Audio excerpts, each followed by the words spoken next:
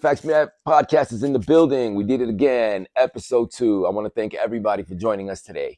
I also want to take the time to ask everybody to please take a second out of your time to go like and subscribe this video. By subscribing, you know the spiel. Everybody wants that subscriptions, right? It allows us to create more content and bring more wonderful people onto the platform.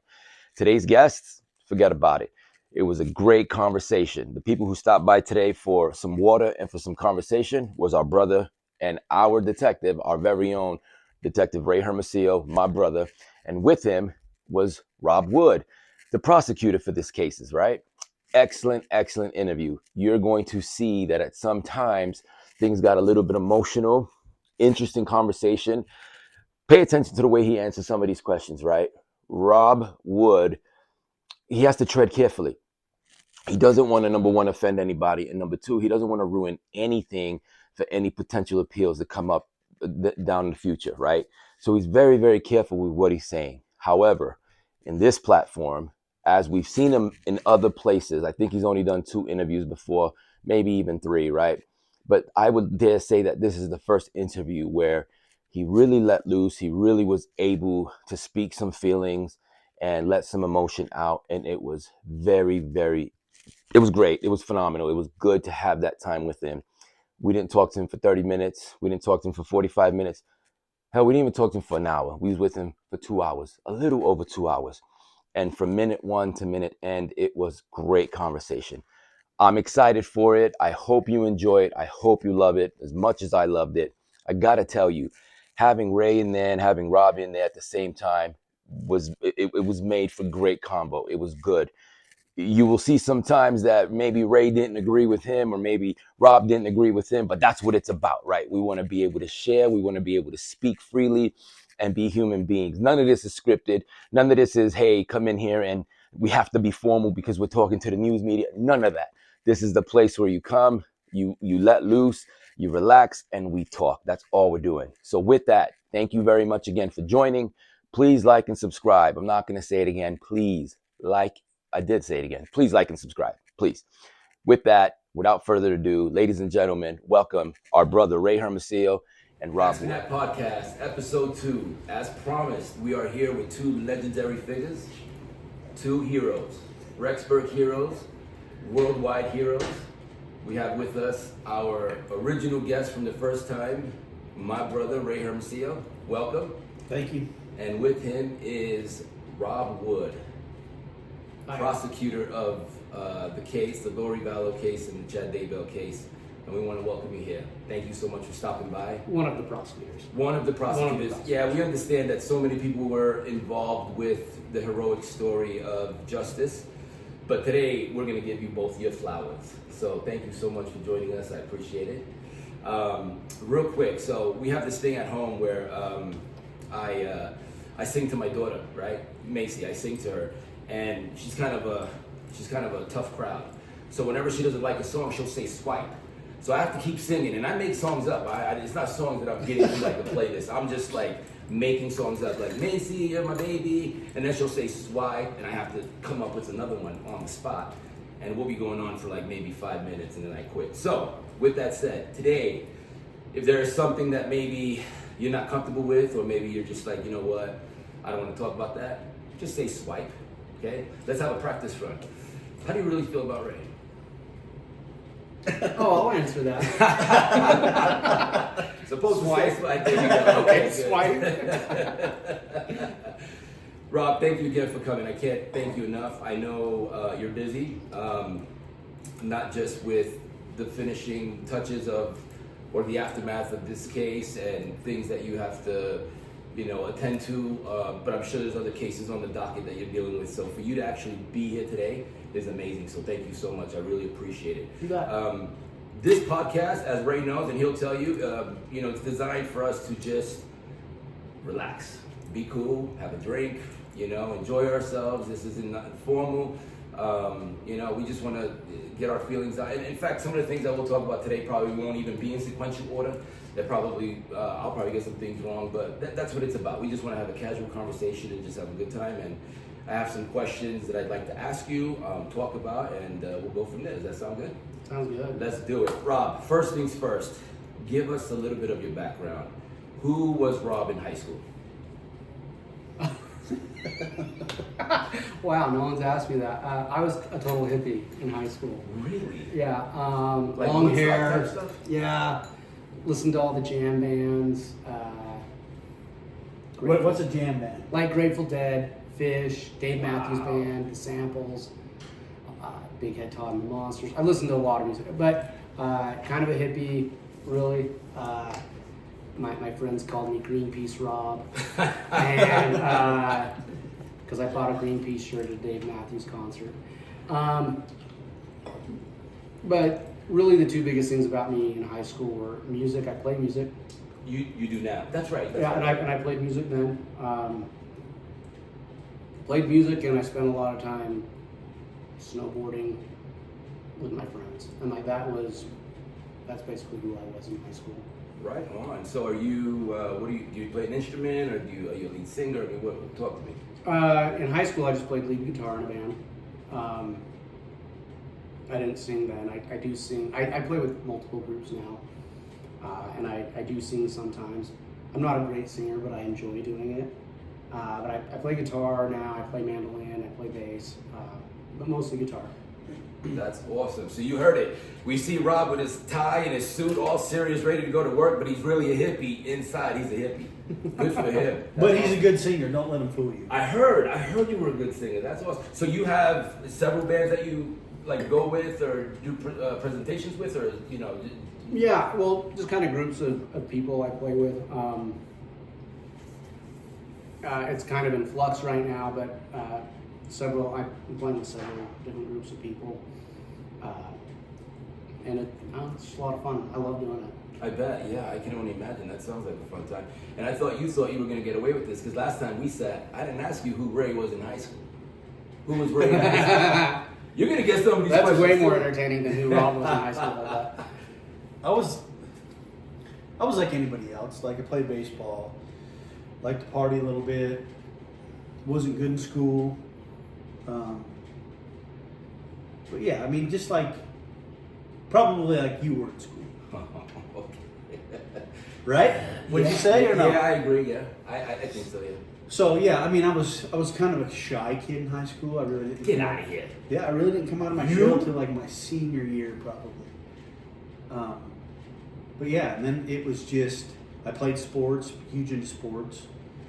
Had a lot of friends, but yeah, I wasn't really like outgoing until then. Wow. I can't picture you being shy. I'm just going to throw it out there. I really was. See, for all you guys out there who think that not doing good in school is the end of the road, we got heroes here that have, well, one hero that didn't do really good in school, that so he says, and Mediocre in school. Yeah. With that said, hit the books. Don't quit. Just keep going. That's awesome. That's good. Rob, so you're a snowboarder. Mm-hmm. You're in a group. You're into music. I understand you also served our country. Yeah, it's funny because I was a hippie in high school, right? And I went on a mission for the LDS Church to Belgium and France, and came home. And I still am not quite sure how it ended up happening, but I ended up signing for the Army Reserve. Right after the mission. About a year after. Oh wow. So yeah, I signed up right after I turned 22, and joined the Army Reserves. Went to Fort Leonard Wood for basic training, became a combat engineer, which it's like demolitions, blowing stuff up. Oh, cool. That's dope.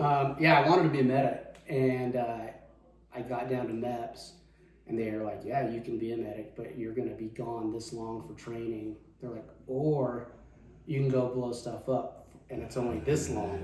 And I was like, sign me up, And I really liked blowing stuff up in the Army.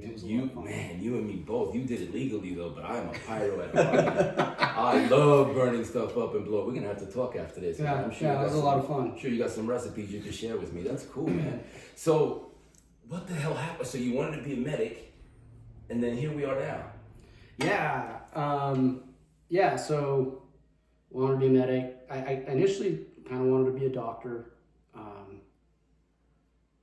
I know grass is always greener. If I were going to go just straight up, if I were to go back, I'd probably pick that route. But wanted to be a medic. I thought that'd be a good way to kind of segue into that. Ended up blowing stuff up, and got deployed with the Army. I finished my bachelor's degree in geology, and right after that, I got deployed with the Army to Iraq for a year. A year in country, a whole bunch of training up before that. So I was gone for 18, 19 months. And came home and went to law school. I actually went to law school to do water law, like natural resource law. Oh, okay. Yeah, during my bachelor's program, I just kind of switched what I was looking at doing, and got out of law school and actually did work for a firm for almost 5 years that did do a lot of water law, but I also had to do a lot of family law, estates, all sorts of stuff. It was like a multi-purpose law firm, right? And I was never interested in criminal law in law school. I took the bare minimum I needed to for criminal law. I just had no interest in it. And soon after I got out of law school and started practicing, I realized I really did not enjoy the practice of law, other than because I was a low guy at the totem pole at the firm. I had to take the criminal defense cases because no one else wanted them. But I was like, wow, this is a lot of fun. Oh, really? Yeah, these cases are interesting. These are fascinating stories. And I actually really enjoyed doing criminal defense. There's a lot of prosecutors who say, I could never do that. Like, I enjoyed doing it. But after about 5 years, I got really tired of my clients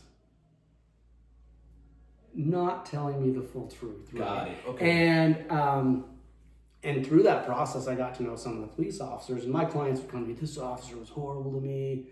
They did this. And then I'd get the body cam, and the officer's super pleasant, polite, professional. And they searched my house without a warrant. Well, there's no warrant. All these things. And a spot opened up in the prosecutor's office, and I went over to it, and I've never looked back.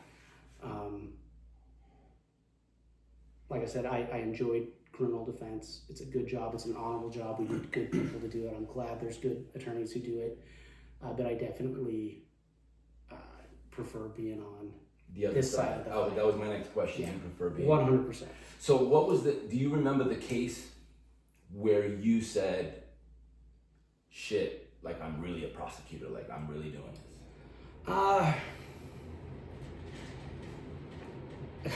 A big part of it was I knew if I stayed doing criminal defense, I'd have to keep doing family law. And that was a huge part. Like, I wanted out of that. I hated doing family law so bad. And so was there just one case? No. One of my proudest moments as an attorney for my whole career will always be a case that I did defense on, where a guy really kind of was getting hosed, and even the officers involved were like, we don't know why they're pushing this forward. And we were able to get him cleared, I guess is the best way to say it. It really was kind of just a strange situation. That the prosecutor involved in that is no longer around. It wasn't in Madison County.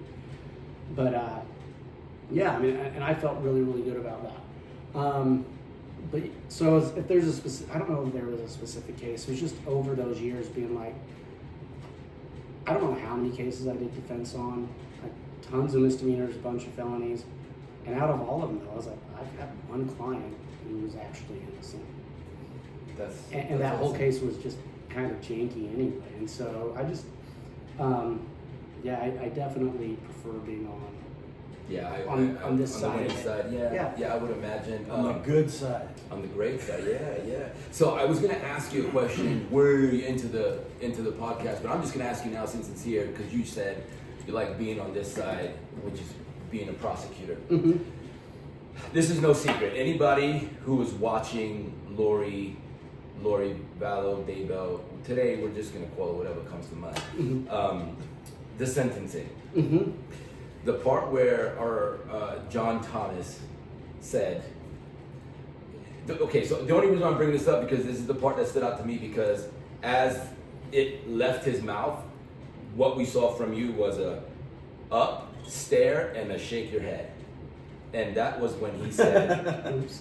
that, no, hey, we react to things that just don't sound right. That was when he said, my wife, who's his biggest advocate and his biggest supporter. You know where I'm going with this? Yeah, Okay. Jesus wouldn't be a prosecutor. Yes, Jesus is not I a remember that. prosecutor. What did you feel? And be honest. Give it to us. So, coming from a religious background, Sure. a lot of people, they'll talk about Jesus, like he's your advocate. Right. And I think to some people that equates to like he's your defense attorney or something. Right. And I just think that's Jesus isn't a lawyer. Right. He's not a defense attorney, he's not a prosecutor. And I think, honestly, what went through my head was, why? Why bring that But up? then, honestly, it's not like I don't give that a lot of thought. He had a job to do, and overall, I think they did a really good job. They did everything I think they could have done. And,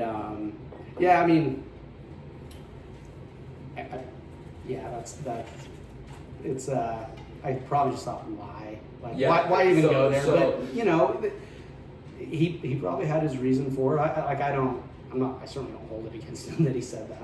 Well, and I agree with you. I'm with you on that. Like, he has such a tough job, right? Oh, yeah. He has very little to work with. There is 10 years worth of evidence, and he has nothing. So it's just like, I think he did all right, with No, what he there had. were actually a couple moments during Lori's sentencing. There were a few things he said that I was like, did I agree with it? No, obviously. But I thought, well, that's a really good argument. That's a good way to approach this. So yeah, that was a hard job. That was, Yeah, and I think they did a good job. But it's funny. Yeah, I mean, so there's two things that really stand out. I mean, obviously the sentencing at first when Judge Boyce was giving her kudos for never doing any crimes. You have a clean sheet until now, right? Mhm. And then out of nowhere he hits us on the other hand. Yeah, Boom, boom, right. boom, right? But there was two things that stood out. Number one was when they asked her if she wanted to say something, and she said yes. And you can see on the video everyone just gasping for air and just kind of fixing themselves up in a chair like, holy shit, she's about to say it. You don't mind about to say it. But, okay, bro. Dude. All right. Okay. All right. I work with this guy, Say less. It's true. and he That's works true. with me. No, we're gonna let it all out. No, there was just two things. And one of those was, everyone's kind of like, "Whoa, she's about to speak after X amount of years of silence. We're gonna hear her say something." So everyone you can hear everyone go and just kind of fix themselves. And the other one was when you went, like you were writing in your book or something. You went, like, that was funny to me, man. When she said something. No. When he said, Oh, when he said that. Jesus is not a prosecutor. That was funny to me because you Yeah. were just like, I thought you would be like, shut up, man. Like, that's not. That's why I asked.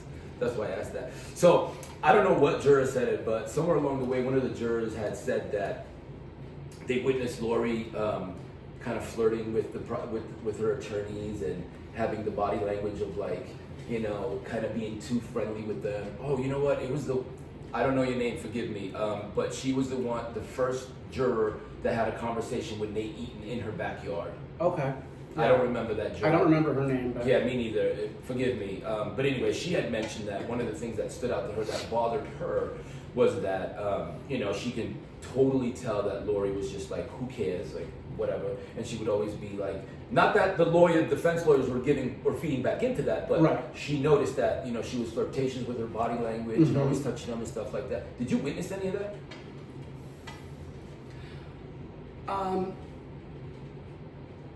Yeah, I guess. I think I would say I kind of noticed it a little bit. I don't honestly, other than you bringing it up, I don't know that I've really given it much thought. Got it. I think that her personality though is one of I think that's how she interacts with people. Some people are just kind of flirty. Got it. But I also too think that she's learned along the way that that's how she can manipulate people Good point. I agree. with how she talks to guys like that. So I think she's developed that I'm gonna do this and this and this, and I'm gonna kind of get what I want. She's been used to that, right?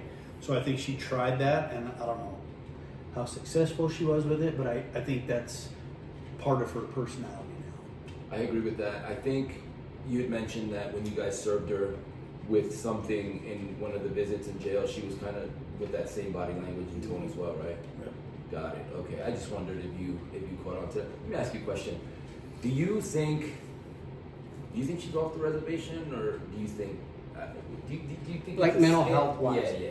Okay, so I'm really limited in what I can. No worries, with her we get mental it. health. And I'll just say what I said at her sentencing, because I said that publicly there, and I can say it here. One, I'm not a mental health expert. Two, I think everyone thinks there's some mental illness there. But what I said at sentencing, and what I still believe, is I never saw anything that would suggest that she had such a mental impairment that it forced her to do anything, or I that's the best way to say it. That there was, I never saw any evidence that she did what she did because her mental illness forced her to do anything. Got it. Okay. Does that make sense? Absolutely.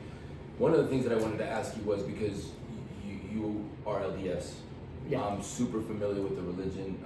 At any point in time, and I know that when you step into this hat, all the personal, all emotions, all of that you gotta check them at the door. Mm-hmm. But there's a lot of things that kind of was offensive being part of that religion and knowing some things about it, that when you hear the shenanigans that her and Chad did and how they perverted it and manipulated it to was that offensive to you and disgusting at a point, or was that stuff that you felt when you got home? I'm trying to think of the best way to express that. I think I was offended by what they did. Got it. Okay. I never really cared about what they believed, and I did say this to the jury in my closing argument. Like, they weren't charged for their beliefs. You, as America, you can believe whatever you want. Sure. You can believe whatever you want.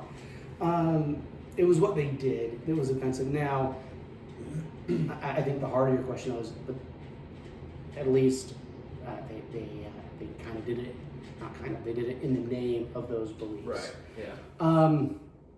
I think there just wasn't really time, honestly, Got it. to get emotionally invested in, am I going to be personally offended by their perversion of a religion? Did I see it? Yeah, of course everybody saw it. Did I take personal offense? There just wasn't time. Got it. I think what bothered a lot of people, I feel like every religion to a degree is targeted, right? Every religion to a degree, it's like, oh, it kind of just feels like this put that religion to the light, where people would say, I knew those what nutcases believed in. You know what I mean? I knew that's what those Mormons believed in. They're crazy. You know what I mean? And I think that's the part that bothered a lot of people. Like, wait a minute. Yeah, and I'm sure there was some of that. I remember very early on just saying, well, that's not my job to worry about that. Yeah, I'm LDS, but when I step into my office, I'm not an LDS prosecutor. I'm just a prosecutor. Got it. Right. Good, So that's a good answer. Yeah. I just I remember thinking, well, if the church wants to say anything, they can say something. Sure. That's not my job. Got it. I'm not here to defend the church. That's not my job here. I'm not here to talk about the beliefs of the church. Yeah. That's not my job. They got people for that if they want to do that. And for us, it was just, what's the crime? Hit them on the crime. Got it. Okay, both of you, question. First word that came to mind, and I don't care, it's colorful, whatever, but honestly, I want to know what the first word and then followed by feelings, and you can't share the same word with him. When the trials... when the trials were severed and you found out they were going to be severed, what was the first word that came down for you? It probably wasn't, I would say bullshit, probably. Okay. And the biggest reason is this. It's not even a reason. When she walked out and no, you said severed, right? Got it. Yeah. Okay. No, I'm thinking of something else. I'm thinking of when the death penalty was taken off. No, I would take that answer back. I would say it was more relief for me. Okay. Because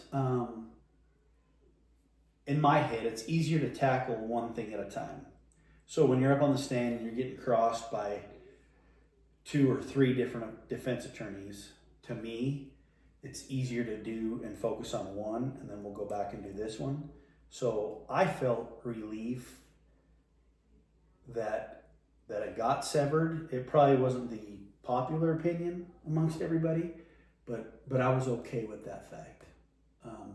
What I was talking about earlier is I wasn't okay with the death penalty. Well, hey, let's talk about that. I mean, that's a good point. Well, how did you feel about that when they took that off the table? I was pissed. Yeah. So I'm sure 95% of the world out there knows why they took that off the table. Why did they take that off the table? There was a discovery issue with some jail phone calls that we had listed in our very first discovery disclosure. There's jail phone calls, but some didn't get turned over. And what people need to realize though is, I mean, we were dealing with terabytes and terabytes of information, and somehow these didn't get turned over, and the judge sided with the defense and said that's enough reason to take the death penalty off the table. Really? Are we able to bring up what the nature of the conversations of the jail phone calls were? So interestingly enough, jail phone calls are not public records in Idaho. Got it. That's true. Okay. So like, you know, you can get, I can say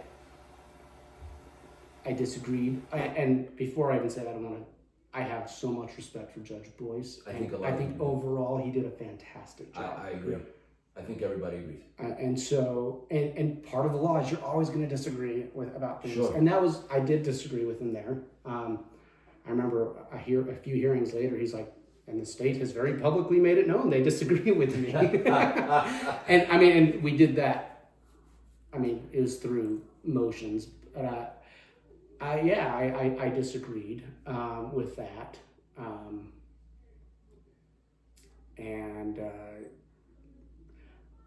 Having said that, I don't lose sleep over it at all. Got it. Here's the thing with that though, is after that hearing, she's shackled, right? She has the belly chains and the ankle chains. She's walking out. She has to walk past the investigators. Oh, okay. And there was me and Vinny. He's a detective with Fremont at the time. We were sitting on the end, and she walked by us and winked and smiled. Oh, that's right. After she got what she wanted. Wow. So at that point, I was like, okay, now it's personal. Right? I mean, like, it's gonna happen. Wow. And so, yeah, that point, I was really upset with it. So she probably saw you and looked for you or whatever and just kind of rubbed it in your face. Hey, this isn't happening. Just that little wink and that smile, like she got what she wanted. And there was a lot of people in the courtroom that saw that had made comments about it. But in the end, she's where she needs to be. And you know what? I mean, ultimately, I don't know how I feel about it, because even like death sentences, you're sitting in prison for 40 plus years and then, you know, that happens. But I think ultimately a jail cell for the rest of your natural life is more torturous than letting somebody go right away. So, but people might feel different, you know, they might say, no, kill her, or whatever the case is. But I just feel like either way, it's, you know. Yeah, I mean, it was the judge's call. He made the call. And it just is what it is. But then he also made a really good call on 3 consecutive life sentences. Yeah. You know, you're never in life, or especially a court case, going to get everything you want. So. And I think for the record, like, sorry to interrupt, but No. Okay. we got what we wanted, right? I mean, ultimately, More than what we wanted, we got what justice required. That's it. Yeah, Right. I agree with that. That's it. I didn't mean to interrupt. No, you're good. I'm okay with that outcome. Yeah. I don't have any regrets. Yeah. So the last podcast, for all you haters out there, that was one of the feedback, because I would get so into it and so excited whenever he would tell me something about Chad, and that's just my personality. Wait, what? Yeah. From New York, you know, New York was like, wait a minute, but he was awesome. He kind of played along with it. He never was like, bro, let me talk, you know. So I appreciate that. I was just telling him he doesn't have to apologize for interrupting. But you didn't answer the question though. So how did you feel about the whole separation? Oh, the severance. Yeah, what's the first one that came to mind? honestly, I remember as soon as it happened, I said pros and cons. Okay. Cons on a conspiracy, you usually want to try people together, and that's what the default is you should be able to try co-conspirators together. And there's tactical reasons why I think prosecutors want to do that. So I was like, well, we lost that. Pro, you're only dealing with one defense team as opposed to two defense teams at the same time. And the thing that I was bummed out about with the severance, I was like, there's another year that's going to get tacked on. Because as soon as he said it, I was like, well, there's no way we do Chad's trial this same year. There's no way with the court's other schedule, it's going to have to be bumped out a year. And I was ready for it to be done when we were done with Lori's. And I was really looking forward to it being done then. So pros and cons. I do think some of us were hopeful that, hey, we'll just do one trial. We'll try Lori, and Chad will see that and then want to come to the table and settle the case. But obviously that didn't happen. So, but I wasn't. Yeah, it was another one of those things I disagreed with. I wasn't devastated by it. Got it. But didn't you think that was going to happen? I thought so. What? That Chad was going to plead out. Once he saw how Lori's went. I was hopeful. I was hopeful. You know, I wouldn't have bet money on it, I don't think, but I was hopeful that we could have resolved it short of doing a trial. But, you know, everyone's got a right to a trial. Yeah. So And he wanted his. I'm with you. Actually, I was 50-50. I thought maybe, all right, I don't have a chance. Let me cop out, or let me, make a deal or some sort, right? But then I thought, oh, this boy's gonna try to put it all on her. She was the mastermind. She.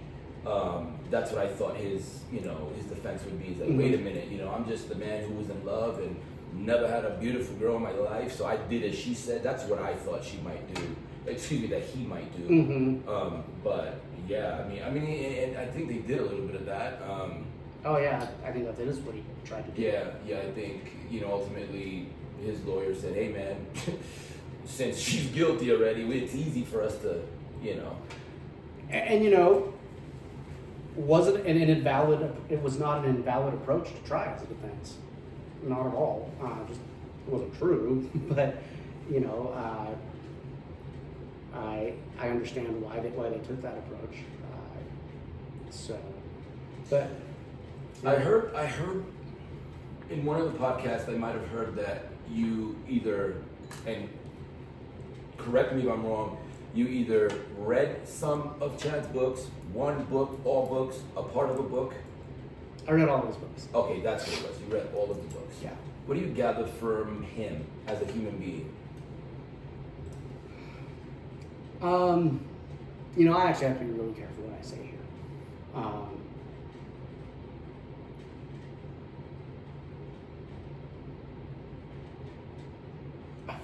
You want me to answer that? Just kidding. No, hey. Well, no, I do. I take the approach that I'm not going to comment on them personally. Not that I don't have an opinion. It's just I can say this about the books. I didn't enjoy reading them. Okay. I didn't think they were well written, and I didn't think they were all that interesting. Okay. I read them to try and gain some insight into his thinking, and so he had two different series of books I read. So I shouldn't say I read all of them. I read his two main series. How many does he have? I can't remember the exact number of Okay. books he has, but he had these kind of two series, and they're end of the world. Okay. I always kind of jokingly refer to it as Mormon fan fiction. And Okay. and I read those, and I read his autobiography. I thought that was the one that would and did we get insight from it? Yeah.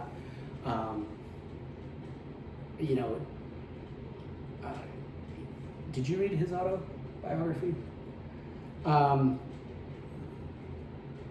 All I would say is, after reading his autobiography, to me, someone was like, well, this kind of makes sense. Okay. That's all I could say Does he about try it. to in reading, do you gain any sort of like idea that he's trying to make himself like a visionary, or I don't want to say a profiteer, but you know. I think it's fair to say that, yes, and I think he's kind of explicit about that he Really? he holds himself out as having had near-death experiences and spiritual experiences. So yeah, I think. Okay. Yeah. While we're on the vision part, he predicted an earthquake. Were you aware of that he predicted an earthquake? Mm-hmm. And it kind of happened, right? Mm-hmm. Well, I mean, on the Wasatch Front. Sure. Okay. Which Okay. is Yeah. one of the most, coming from someone who has a background in geology, Yeah. this part of the country constantly has earthquakes. We have earthquakes all the time we don't feel. So to predict an earthquake. So it didn't mess with you. No. Okay. No, All right. no. I mean, hey, I'm gonna make a prediction. Next year there will be an earthquake somewhere in Utah or Idaho. It's going to happen. Got it. Okay. It's going to happen. Is it going to be big? I don't know. But earthquakes happen a lot here. This is still a very seismically active area. That's a good. Yeah, you're right. As a person, the Wasatch Front. I mean, it's named. It's based. That whole mountain is based on continuing seismic activity. Mountain range. Sorry. So you heard it from Rob. We don't have to worry about his prediction, right? I mean, it was going to happen, and he probably had some idea that it would. I mean, I know that there's supposed to be a huge one, right? Eventually, because we're on the fault line or something like that, right? There's always a huge one. Got it. Right. Okay. All right. Yellowstone's going to blow up at some point, right? Like there's always something true. big. Okay. All right. What about you? Did it mess with me? Not mess with you, but what did you think? Were you like maybe for like a second? I mean, we kind of chuckled about it as investigators, right? Because we're listening to jail phone calls, and we're hearing the things we're hearing coming out of his mouth and Lori's mouth, and when this happens, we kind of chuckled. We're like, well, maybe he knows something we don't know. Being facetious, Got it. right? Okay. I mean, it was kind of frustrating to listen to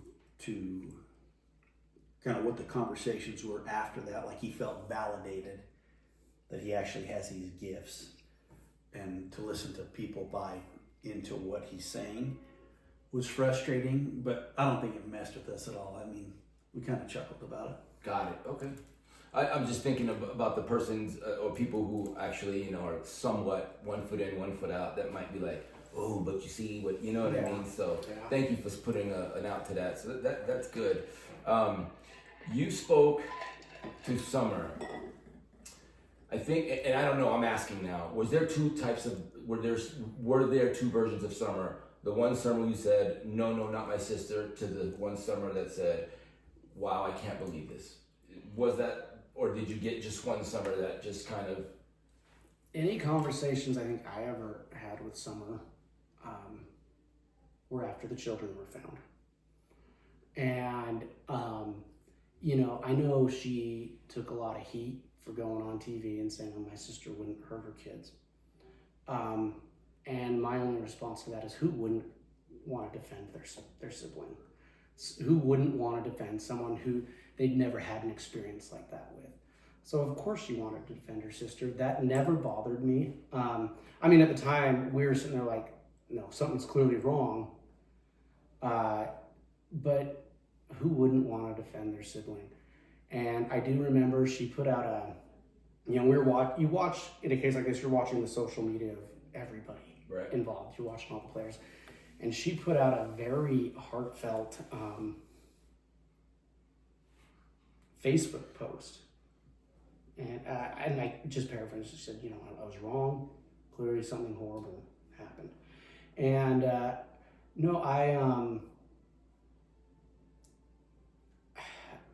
I can't fault anyone for wanting to believe the best about their sibling. I know that there are going to be people who disagree with me on that, but until she saw the evidence, most of us would want to think the best of a family member or loved one. So I'm going to be one that will agree with you. I'm cut from a different cloth, right?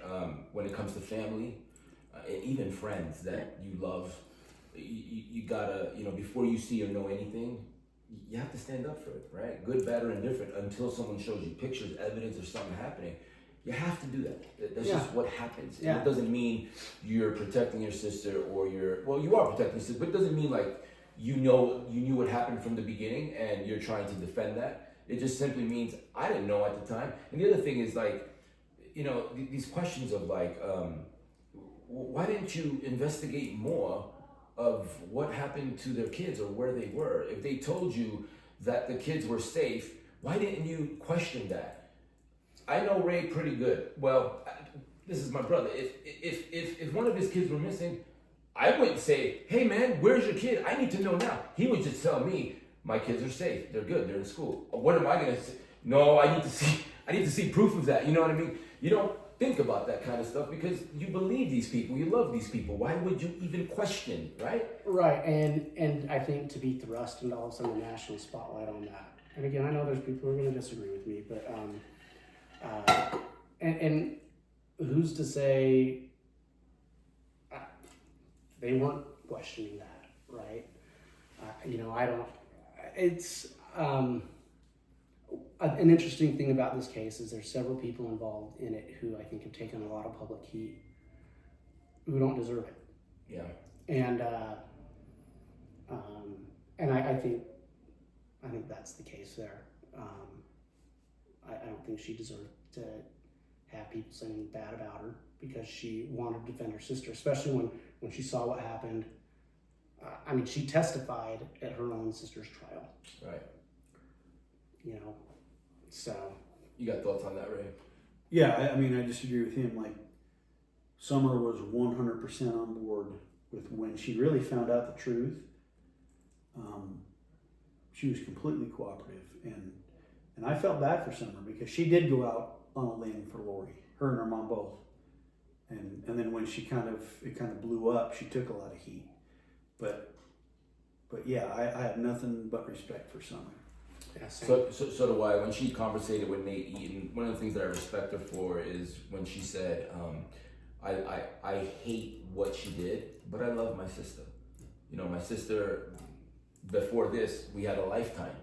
And that's who I know. I don't know this person now. And I love that part of it. And I think it's true. I think it's... So yeah, most of us, our view of Chad and Lori is through the lens of what happened in the last 5 years.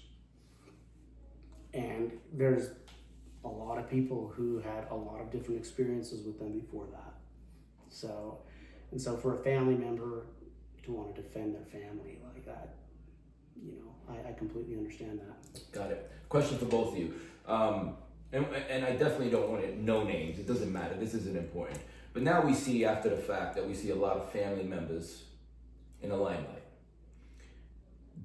Did you experience any family members who were not cooperative, who you see now that are like, wow, they know quite a bit? Ray, you want to take that first? Or do you want to take it first? No, I don't really think we should answer that. Okay, no worries. Well, I'll You gotta say swipe though. Swipe. Okay, there you go. I'll say this, and maybe Rob will disagree. I think there's one person that, and I won't name who, I think there's one person that is culpable in this thing that kind of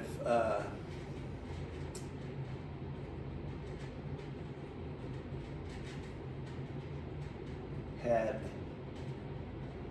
more to do with things than was talked about or admitted, and I think there's one person that should have some responsibility in it, but I'll leave it at that. So you said that very generally. I have no idea who you're talking about, but we're gonna bring that back up in a minute, okay?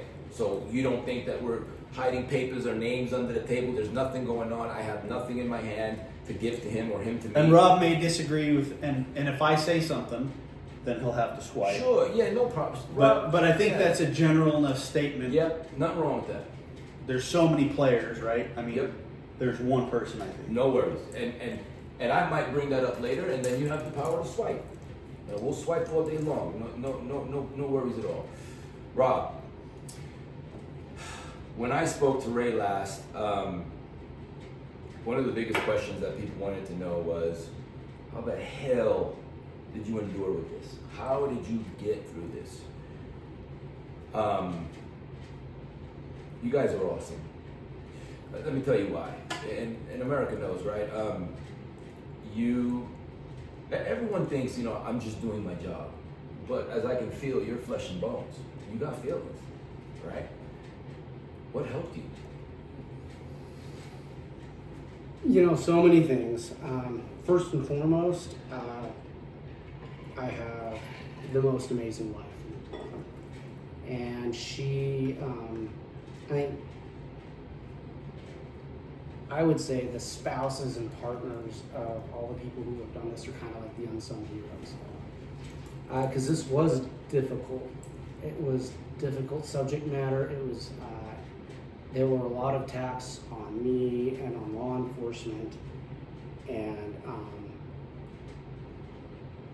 having such an amazing spouse was a huge help. Knowing that none of us were alone, that we were working on this together. The other prosecutors I worked with, all of them were fantastic. They were all amazing. And I played a lot of guitar. Okay. To get through it. The minutes that you had to do it, right? Yeah. Like when I would go home, eat dinner, go up into my music room, and play.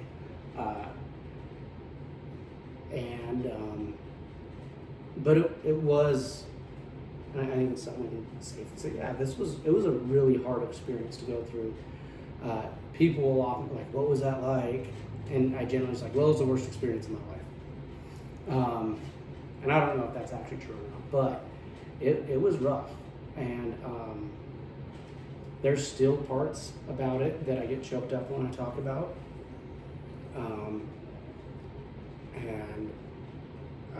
It was, it was hard. Just got through, but with family, spent a lot of time outside that I could. I say a lot of time, like you said, we didn't have a ton of time. We were so busy with this case, but when I could spend a lot of time outside, music, family. Okay, so. And my friends, I just gotta say, I have some amazing friends. That's awesome. Super helpful. Shout out to your wife and shout out to your friends. Yeah. We had Mrs. 164 here too because she was a humongous piece. Mrs. 164. Shout out to Christy. She played a huge part in Ray being able to do what he does best. Mm-hmm. I think people forget sometimes that as human beings, you go out and you do your job, right? But when it has to do with children, it kind of changes the dynamic a little bit, and it hits home a little bit, especially if you have children. So a lot of people often wonder, like, what did you guys do? How did you guys do it? Let me ask you this. Obviously, when you were going to be when you chose to be a prosecutor, you knew that there were going to be some cases, right? Where these are going to be hard cases. Mm-hmm. If you knew, and you wouldn't, this is just a what if you had an idea or knew that you were going to get this case on your journey, would you have chose that route still? Nobody has ever asked me that. Okay. Welcome to Facts from That podcast. And I've never even thought about that. Okay. And I don't know if I can really I'm that's kind of interesting. I've never thought about that. If I had known this case would come up. Now the reason I don't. You don't have to have. You know what's interesting, and I don't want to veer off. No, too far veer off. off. Let's veer off. I joined the Army in April of 2001. Okay. And I finished basic training, but was still at Fort Leonard Wood for combat engineer school on 9/11. And on the night of 9/11, I thought, what have I done? Okay. Why did I make this decision? The whole world's gonna go to crap, and it did. But I've always been a little embarrassed about how I felt on 9/11. That I was, why did I do this? Having served in the deployment, I'm so glad I did. Okay. So I think the best way for me to answer that is, one, I don't know. I can't go back and say how that would have affected me, but what I can say is I'm glad we were able to do the work we did. So am I. And a great work it was. I just often wonder what that. That's a fantastic question. Okay. Like I said, I've never really thought about it, which is kind of surprising. Right. I want to say, and knowing Rob, I think he would have done it. Just because he's a decent person, he wanted the best for those kids. Everybody that was involved, that was our main goal, was to get justice for JJ, Tylee, and Tammy. There was some adversity throughout, just because it's such a huge case and a lot of responsibility and stress. Rob and I had a lot of heart-to-heart conversations about this. I think he would have done it because that's the type of man he is. I think I agree with you. I think I agree. Just sitting here with him in the past 40 minutes or so, I get the feeling that he would have probably still raised his head and said, gonna be hard, gonna be, sacrificing of this, and this. Yep. Sign me up, I'll do it. Because I think at the end of the day, if I'm being honest, I think at the end of the day, all of you made this kind of personal. And it's okay, I mean, you did the right thing, you played by the book, you did what law requires, but at the end of the day, when it came to Charles, Tammy, and then in the category of its own, JJ and Tylee, I think you guys, all of you, from top to bottom, all of you, I feel, would have just done it because of that. I mean, I'd like to think that's the case. Yeah, it's hard for me to go back and say what would I have done because this is just what happened. But I appreciate that, Ray. That's super nice of you. And I would.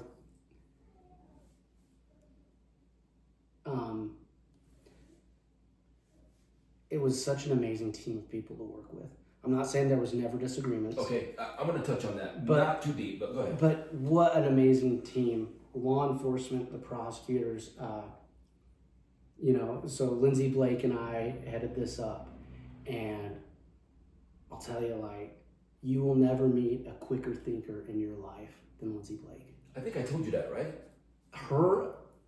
If on a scale of 1 to 10, if my brain operates at a 7.5, that's probably being generous. But if it operates at a 7.5, she's at 15. And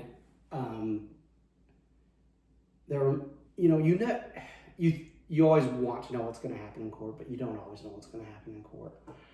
And multiple times I remember we'd hit the question, and it's you got to go formulate an argument on this in 15 minutes. I'm still trying to figure out the question, and Lindsay's done a mini brief on it and is ready to argue it. Wow. I mean, just the speed. Sharp, very sharp. Yeah, super sharp, and the speed at which she can. I don't know that I've ever met someone in my life who's quicker on her feet than Lindsay Blake. Okay. And so, and I guess I kind of got on a tangent. No, you're good. It's actually something that I was thinking about the other day, but everybody in this case, Ray was the primary detective from Rexburg on it. And then you had Chuck Consitis, big Chuck. Sure, yeah. We know Chuck. Who, he and Mike Douglas from the FBI, they did all this work on finances. And that was such tedious work. But it was so important. And it played a huge role in both trials. You had, Ron Ball from Rexburg Police, the head of the detective division, getting involved and doing excellent work. You had these guys from the FBI. I don't know that you could have picked out a better team of people, of law enforcement officers and prosecutors that I got to work with than what there were. That was really, really inspiring to me. That's good. That's awesome. I don't know if I was answering a question. No, you did. Shout out to Lindsay Blake. Come talk to me sometime. I would love to pick your brain because I agree with you. I think she's super sharp. Yeah, I agree with that. Some thoughts about what we were talking about. Yeah, just to echo kind of what Rob said, you couldn't ask for a more amazing team. I mean, you had all these agencies involved. And normally when you have all these agencies involved, and I think I said this last time, you get the ego trips on, well, that's my case, or that's my warrant, or that's my information, I might share. It was never like that with anybody involved, with Arizona, the feds, us, Fremont, AG's office. Everybody worked so hard and so close that I think it was even more than a team, because when you go through a traumatic experience like that with these guys, you develop a bond, right? And I think everybody that was in the backyard on June 9th and June 10th became more like family that day and had a common goal. And it made it easier to work together and to have that one common goal of getting these two justice for Chad and Lori. But like Rob said, you couldn't ask for a better group of people. You really couldn't. Prosecution too. I believe that. Fair enough. Fair enough. And I keep hearing the word family from you, from a lot of people who were interviewed in the past. Family. It was a huge family. We all know that families don't necessarily fight. We'll leave that word out, but there are disagreements. Without going too much into it, was there some of that? Oh, absolutely. I mean, you have all this passion, right, involved in this case. I like that. And you have all these type A personality people in one room. There's going to be disagreements. Got it. But we realized it was a bigger goal, and it was bigger than all of us in that room. And so you put those disagreements aside real quick, and you agreed or disagreed, but the common goal was to get justice for the victims in this case. And I think that made it easy. And the disagreements happened, but they were short-lived. You know, you fight with brothers and sisters, right? Oh yeah, absolutely. And then it's gone the next day, and that's exactly how this was. Okay. How bad did he piss you off? Right? Oh man. No, honestly, I don't think I don't. That was a joke. I don't know that. No, and I can seriously answer this. I don't know that Ray has ever done anything that made me upset. I better work harder at that. No, like I don't think he ever has. Rob and I have worked pretty close on this whole thing, really close. A lot of late nights, prep, and I think we work well together. I think we both see the exact same way, and so.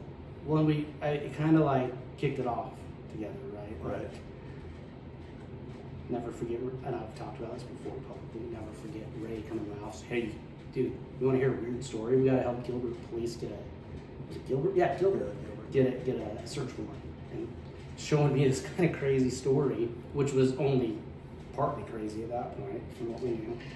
But I mean, so from the get-go, we've been on this. And here's the thing with him. He's got the best poker face. So if it's something way out there, you kind of have to believe it, because he'll say something like you said, hey, you want to hear a weird story? And then he'll tell you, and it's like, wait, are you bullshitting or are you not bull? Because of his face, right? Like, it's just like, he holds his cards well. Yeah, I mean, he came in and he was like, this is weird. And I was like, yeah, that is weird. And I was like, but then it was, for me at least, well, I was like, well, let's get the warrant. And then 2 weeks later, he came to me and was like, hey, you know, that weird story just got a lot weirder. And that's when, I guess it was a little more than 2 weeks, but 2.5, 3 weeks later, and that's when it was like, there's a missing kid, right? And so, but no, I echo that. I'm grateful to get to work with Ray. He's a dang good detective. He's a good friend too, man. I tell you what, you are lucky, and I'm sure he's lucky to work with you. While we're on family, a couple of things that Emma and her husband said and did that throughout the trial that was, I think, offensive to a lot of people. And we'll start first with Emma. How was that whole thing? For both of you, we'll let you answer first.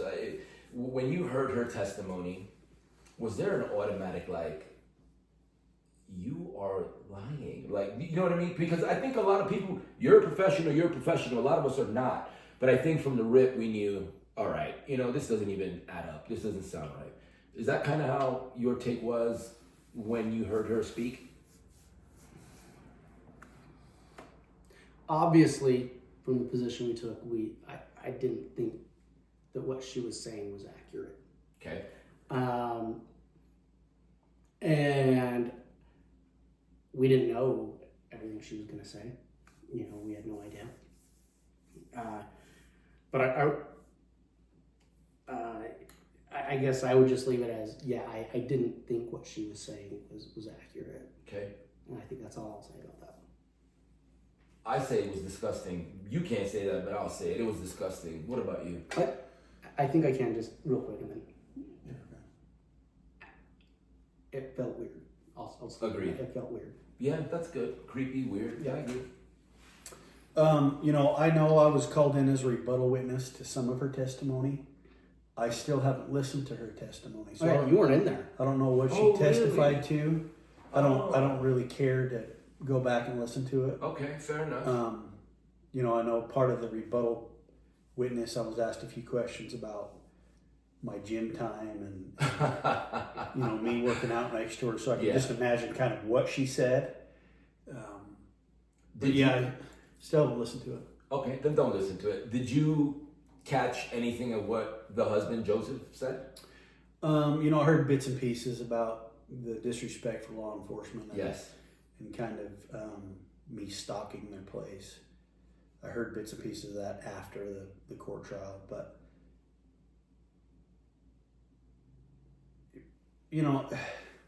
everybody has a right to their opinion. Sure. It's the United States of America. Freedom of speech. I respect that. He's entitled to his opinion. I know why we were there and what we were doing. And I'll never regret that or take that back. But if that's what he thinks, then that's what he thinks. So I'm not gonna quote him, but something along the lines of, and that's the thing, like, why bring that up there? I think you're putting yourself in a position where you're not going to be looked well, and your credibility because of that comment will make you look bad. I think it hurt them more than anything to simply say, oh, I would never choose that profession. Someone made the question, someone said, are you law enforcement? And he came back and said, oh, I would never choose that profession. Why? How did that sit with you when you heard that? Honestly, I do remember exactly what I thought, which was, I don't think the jury's going to like that. Thank you. And that's kind of all I thought about. I was like, I don't think that's, if you have a case, and these happen, where you have a cop who behaves badly, and someone says that, it might resonate with the jury if they've seen a video of a cop behaving badly. Oh, okay. So is that an invalid defense tactic? No. But in this case, where all these law enforcement officers really behaved so professionally and did such an amazing job. And at that point in the trial, they'd seen our whole case in chief. They knew that it had gone on at that point for 7 weeks? I can't remember, 7, 8 weeks. I might have my weeks wrong, and I think especially in this case, this was emotional for people who were out there on June 9th, June 10th, and saw those children were at the autopsy, and that came through. And so I just thought, this isn't the case for that. Are there cases for that? Well, maybe, but it just wasn't. I just thought, I don't think that's going to resonate with the jury at all. Okay, fair enough. And I know they, and maybe Rob won't say anything, but I know a lot of their focus was attacking me as an officer and Rob as a prosecutor. And there was a lot of investigators on this case, and they kind of focused on both of us, which to me it's not flattering, but it tells me we did our job. That's true, yeah. And they're trying to poke holes, and there's no other ways to poke holes in this case except go after the credibility of the prosecutor and the investigator. And even when they went after us, there was nothing behind it. It was just hot air.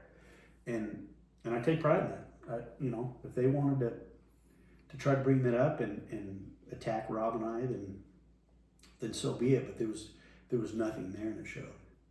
And I know you said that sometimes, as you're defending your case, you have to try to dig deep to see what kind of defense you had. But I just think that sometimes people reach, and I think he was reaching. And I think it was something that wasn't appropriate, and I think it hurt them more than anything because. Are you talking about the statement by Mr. Yes, Murray? yes. Yeah, Okay. yeah. I'm still talking about that. I just think that it was just completely inappropriate and disgusting. And honestly, for me, I just remember, like I said, I just kind of left it at. I just don't think that's going to help. You know, not in this isn't the case. That's right. This isn't the case for that. That's right. Yeah. That's what you say when you've got a case with a cop who's behaved badly. You don't say that when these cops heroically devoted so much and sacrificed so much to find these two kids and to fight for Tammy. But yeah, No, yeah, that's good. So one of the questions I had for him the last time we met, I asked him what he thought if there was a point in time when John Pryor ever came to Chad and said, "Hey man, maybe we should cop a deal because this is going to be bad," right? Now, as prosecutor, you never, ever, I get it, and I'll speak for you, you never want to go in there super confident and saying, "Guys, high five before it starts, we got this, no worry." But was there ever a time when you thought that, where you saw the evidence and you're just like, this is not going to be a slam dunk, our work is going to be cut out for us. However, based on what we're seeing here and the people that we have, they are going to have a harder time with us than we might with them. Now, I know there's a lot of little loopholes and stuff like that that you have to be careful with. Again, I'm not saying that you thought this was a slam dunk in any way, shape, or form, but sometime before you're going to bed or brushing your teeth, did you ever think when you got the case, wow, based on all of this, it'd be interesting to see how they defend this?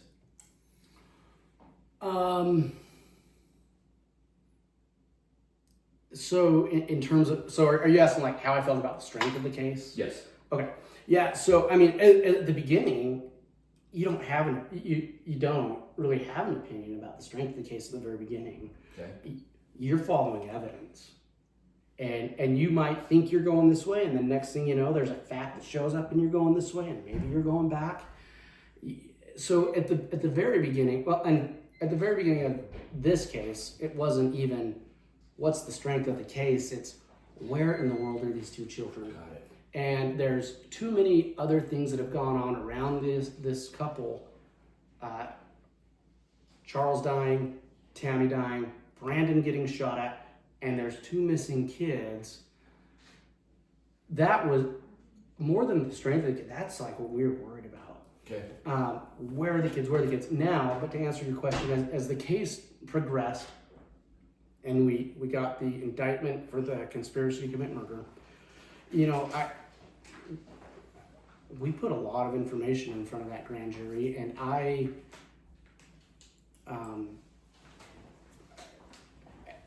by the time we indicted them, I felt like this is a strong case. Here's the thing about a trial, though. Thank you. You never know what a jury's going to do.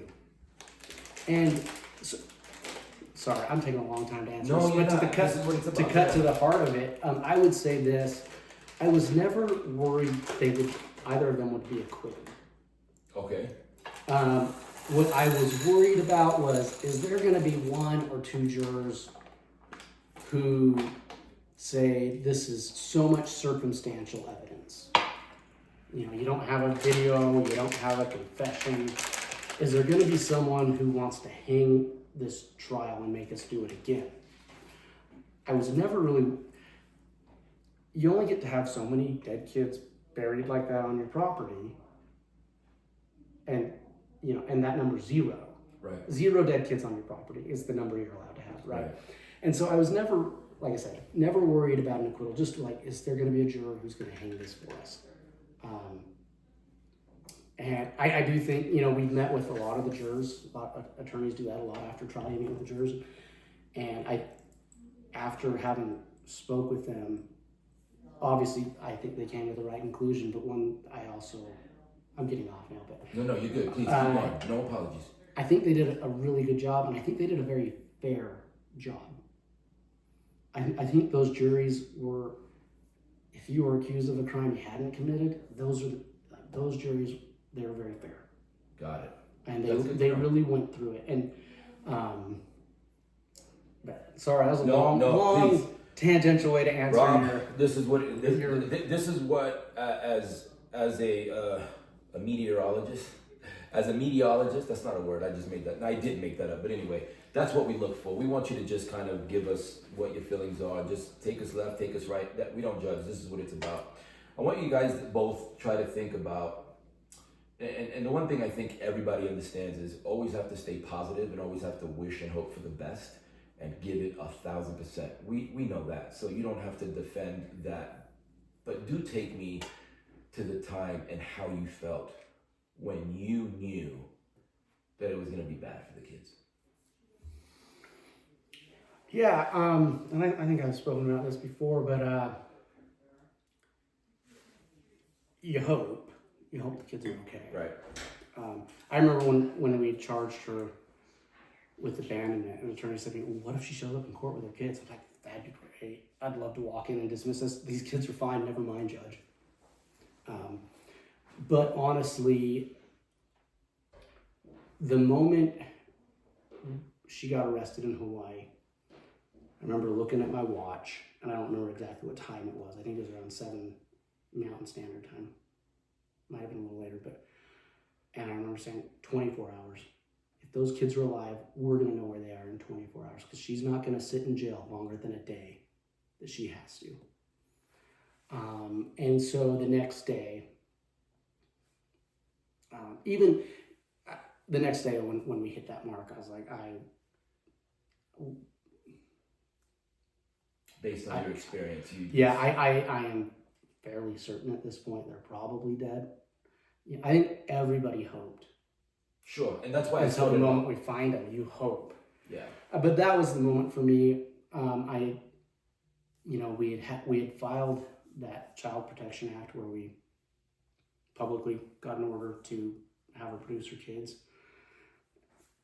And that, after that 5 days was up, I was like, no, this isn't looking good. But then after she got arrested, that 24-hour period, I was like, we're probably for sure looking for bodies now. Rob, Ray, what about you? Probably the same thing. I mean, I was over in Hawaii when she was placed into custody. And just the defiance. And we had done some things over there prior to her being placed into custody, search warrants on the vehicle and the residence. And, there was no sign of the kids anywhere. But you always hold, like you said, that hope. Maybe they're somewhere else. But when she didn't produce her kids after being served with that order from the court, I think that's when everybody kind of thought this is going to be more of a recovery mission than a rescue mission. And it was probably solidified through everybody that, yeah, the kids are probably gone. So when we spoke last, Ray, it was kind of awesome to hear the dynamic of your preparation when you served Chad the warrant. And shortly after that, there was a little bit of roller coaster feelings where you served papers and he was just not giving them into the emotions of you being able to read body language. You even said to one of your colleagues, we're going to know after this, we're going to know if they're here or not. Yeah. And you said that you were defeated because the body language that he was given was telling you, what the hell, like, he's not here. They're not here, excuse me. And then you prepped, did some more digging and intuition, whatever you call it.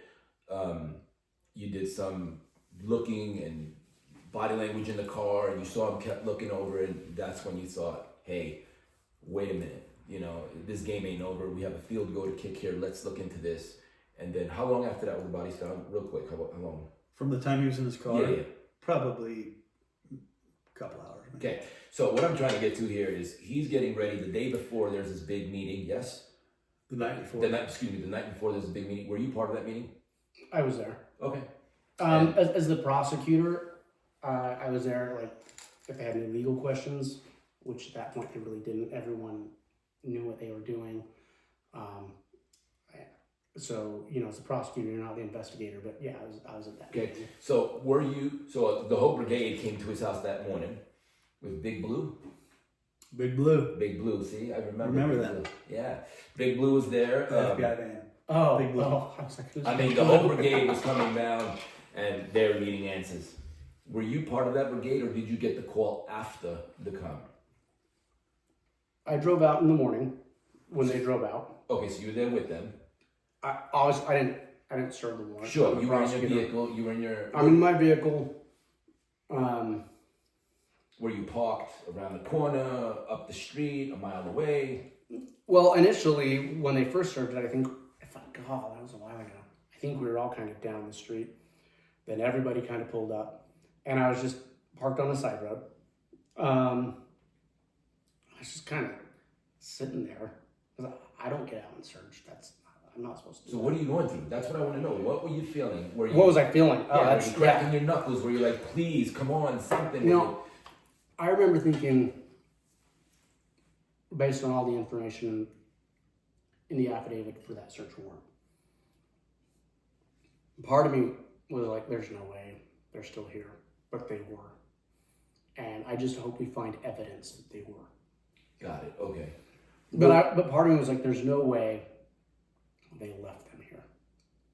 And I think, sorry to cut you off, I think a lot of people think that that's what their strategy was. Like, they wouldn't check here because we wouldn't be dumb enough to put them here.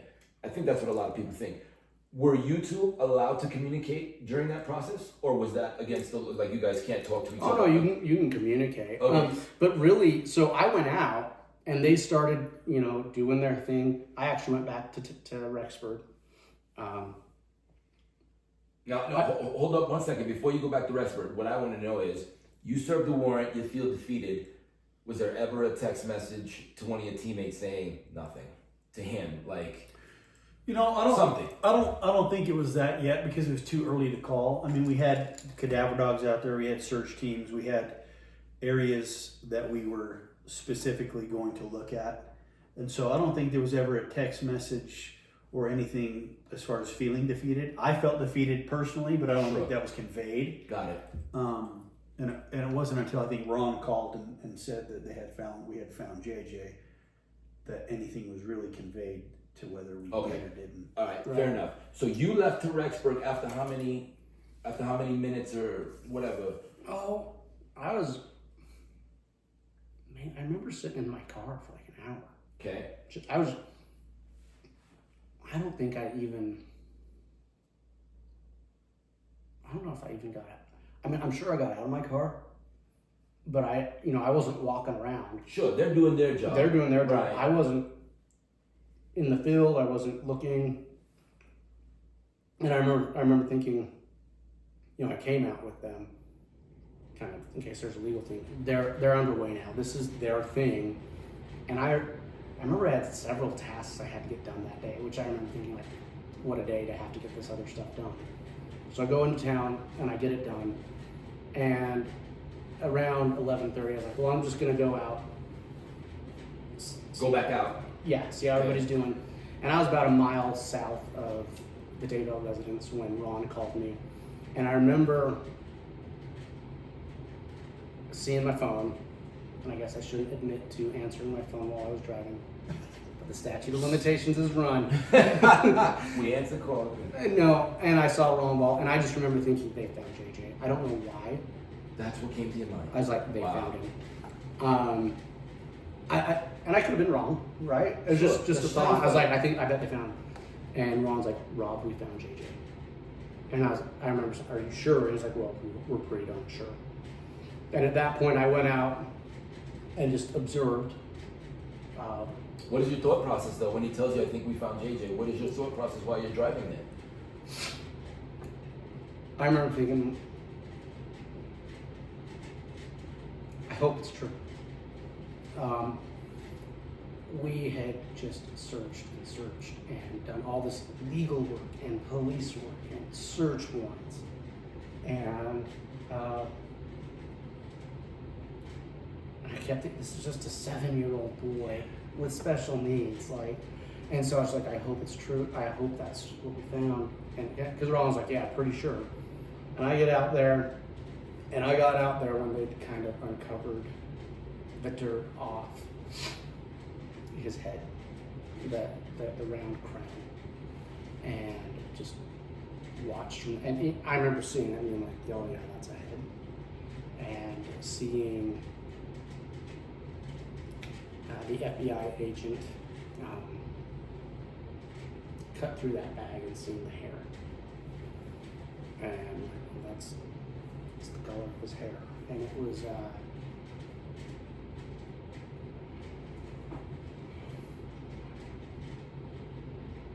It was simultaneously relief with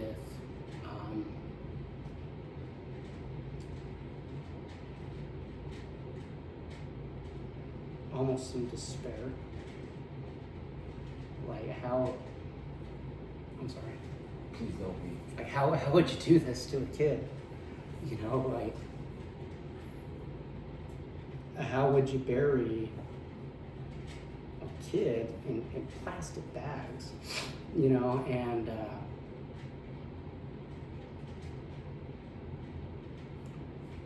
yeah, but again, like I said, just immense relief that he was found.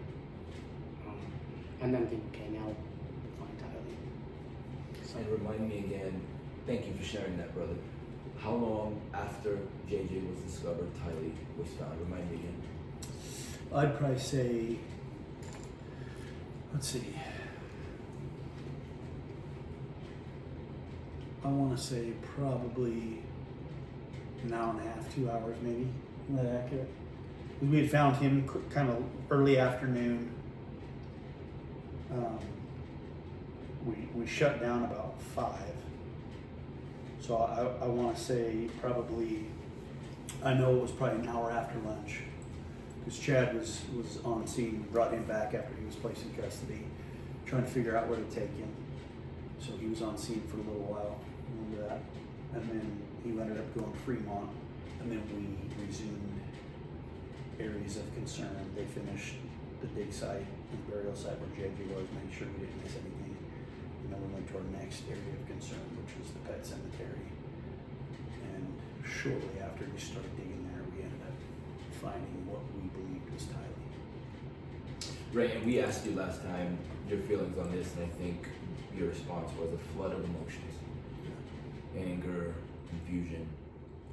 I, till this day, after that podcast, think about, I try to put myself in your positions.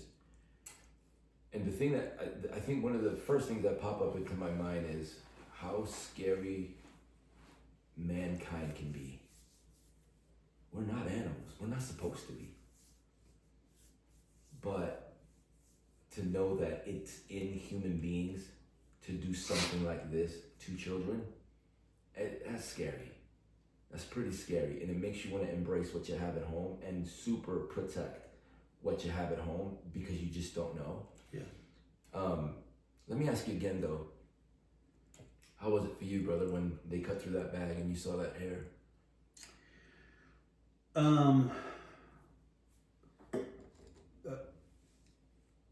It was probably relief that we finally found JJ. Like Rob said, we had exhausted months and months and sleepless nights, and to finally see what we believed to be JJ. It was pretty short-lived because right as we cut into that, the FBI cut into the bag and you see that long brown hair and you recognize it because you've seen those photographs of JJ. We catch wind that Chad's leaving at a high rate of speed.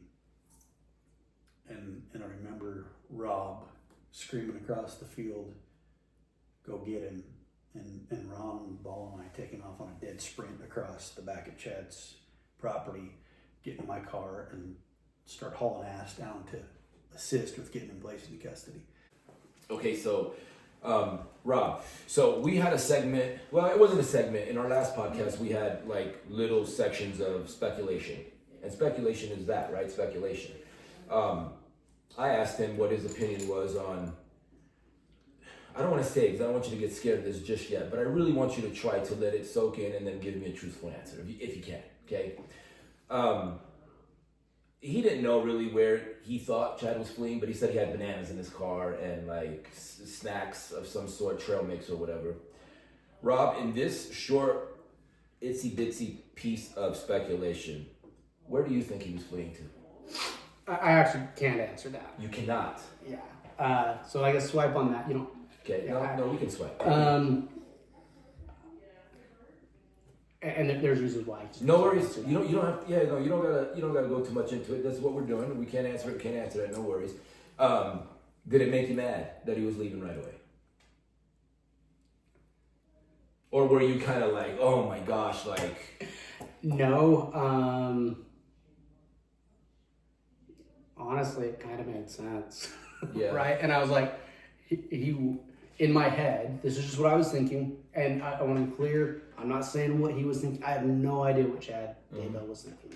No one does. But in my head, I was thinking, well, of course he's running away. He knows we just found a dead kid on his property. And the fact that he's leaving now, right after that happened to me, was a confirmation that he knew and he had seen what we were doing. And that's just what I thought. He could have been thinking something totally different. I have no idea what was in his head. And this time between, that and now, do you have any ideas of where he might have been going? Or let me ask you this, the both of you.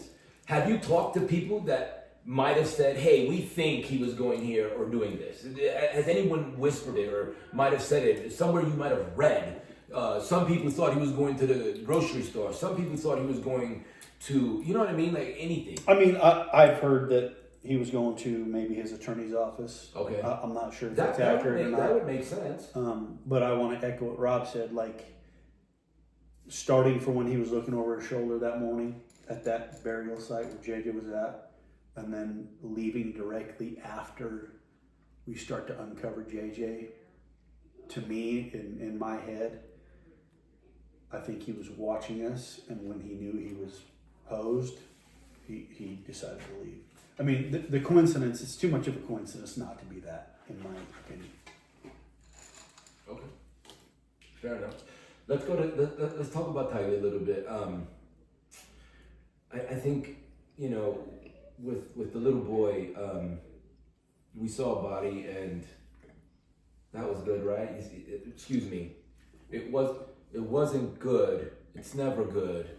But the fact that there was a body is better than what we discovered with Tylee. Yes? I mean, what were your feelings with that? Like, when you saw that there was just a body part, what goes to your head? Like, as a prosecutor, and there's no legal, I mean, don't think, okay, legally I thought, but like, what, you're a father, what, and I'll tell you how I would have felt. I wasn't even there.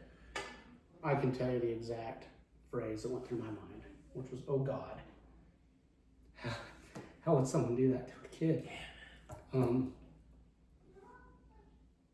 And it was,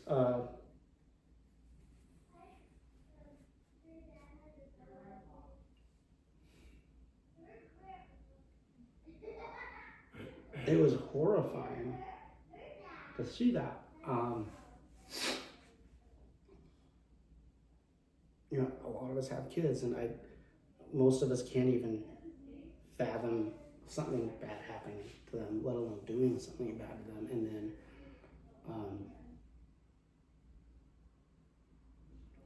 what happened to her body was just, to me, just a total disregard of human life and disregard of her as a human being and as a person. And I just remember thinking, like, how could you do that? How could someone do that?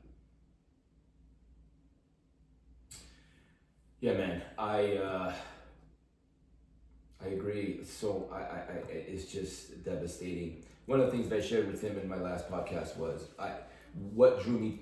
People often ask me, what the hell do you have to do with this case, right? I think it was offensive to everybody, and it hit home to a degree. Number one, there was children. Number two, it was just super weird. But I have a son who's autistic, and I have a son who was the same age that JJ was when he passed on, and that drew me to it. And I remember looking at my son sometimes and just thinking, people are just foul. Human beings are just, I can't believe that, like you, right? Like, who would do this? So for me, looking from the outside in, not being a cop, not being a lawyer, not being nothing, just being a regular Joe Schmo from the street, you know, thinking, I would love more than anything to beat the shit out of these people. You can't think that, well, you can think it, but you can't feel that way. But in your work as a prosecutor, of course you're gonna do your best no matter what. We get that. But when you see these things and you're going through these feelings, you say, now we're going to make sure, and I'm gonna do everything in my power, twicefold, to make sure that you get the justice you deserve. Is there some sort of feeling of, you know what I mean? Like some sort of like, not retaliation. Yeah, and I'll answer that in general terms. I think anytime you're a prosecutor or law enforcement, and you see an injustice, especially a really horrible injustice, it stills your resolve to get whatever justice you can for that victim. And so, yeah, you see something like that, and of course you're motivated, highly motivated, to get justice. And it's not revenge. You want justice, because those are different, right? Revenge is personal, right? And anger, and that gets you nowhere. It's about what's right for these victims. I've set up multiple murder sentencings that I've done. Like, a sentencing for a crime this bad, it's not about the defendant. The sentence is about the victim. And so, yeah, when you see something that horrible, I think it really steals your resolve to do everything you can legally and ethically for those victims. Was there ever a time? Wouldn't you say that as a cop?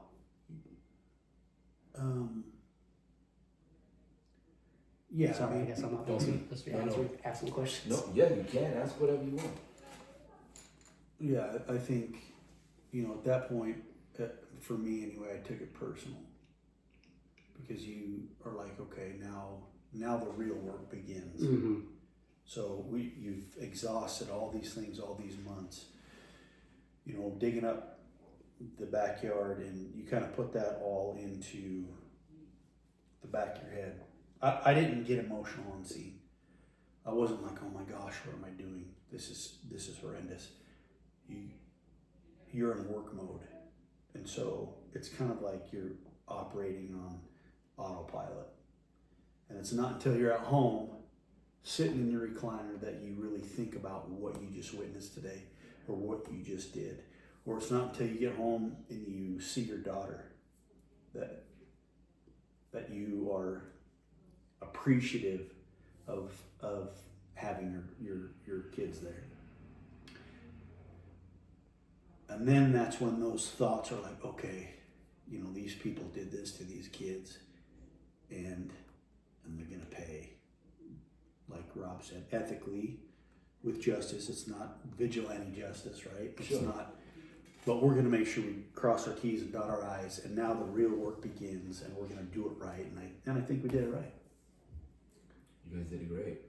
It couldn't have been done better. In fact, this is something that should be or is going to be modeled for future cases on how it was handled from top to bottom.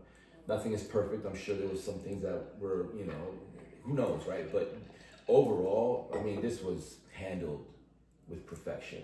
And what I told him last time was, I think it's because it hit home for all of you. And a little bit of it was personal, so it's like, we have to make sure. It makes it sound like I'm saying in other cases you guys don't feel that way, because you do.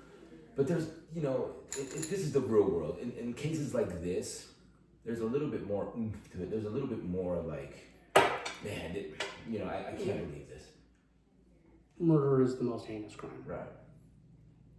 Cases dealing with an intentional, illegal killing of a human being are they motivate you in a way that other cases don't. That doesn't mean you don't take those other cases super serious. You have to take all your cases serious. But yeah, those cases with something that heinous, like, yeah, you double down on your effort. You double down on your meticulousness. You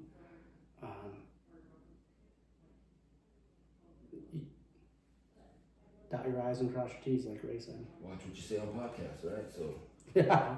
And you got to remember too, when we took JJ out of the ground, we didn't know for sure it was JJ. Right? He's wrapped in plastic and duct tape. We can't manipulate that bag in any way.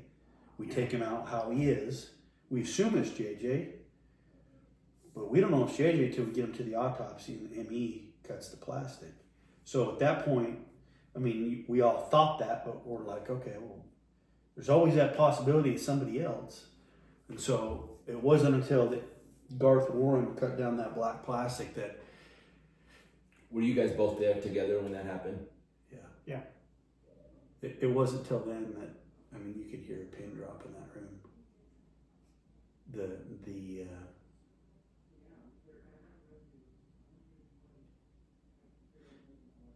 Like what we saw was horrendous, and it took everybody by. I knew I was going to be looking at a dead little boy.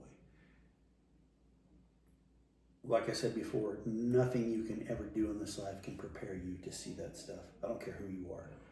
A cop, an attorney, a human is not designed to see that stuff. And so when you're looking at it and you have a room full of people and nobody's saying a word. And I remembered looking up at Ron, and Ron is just staring at me, just shaking his head like, everybody was just blown away with how he was found.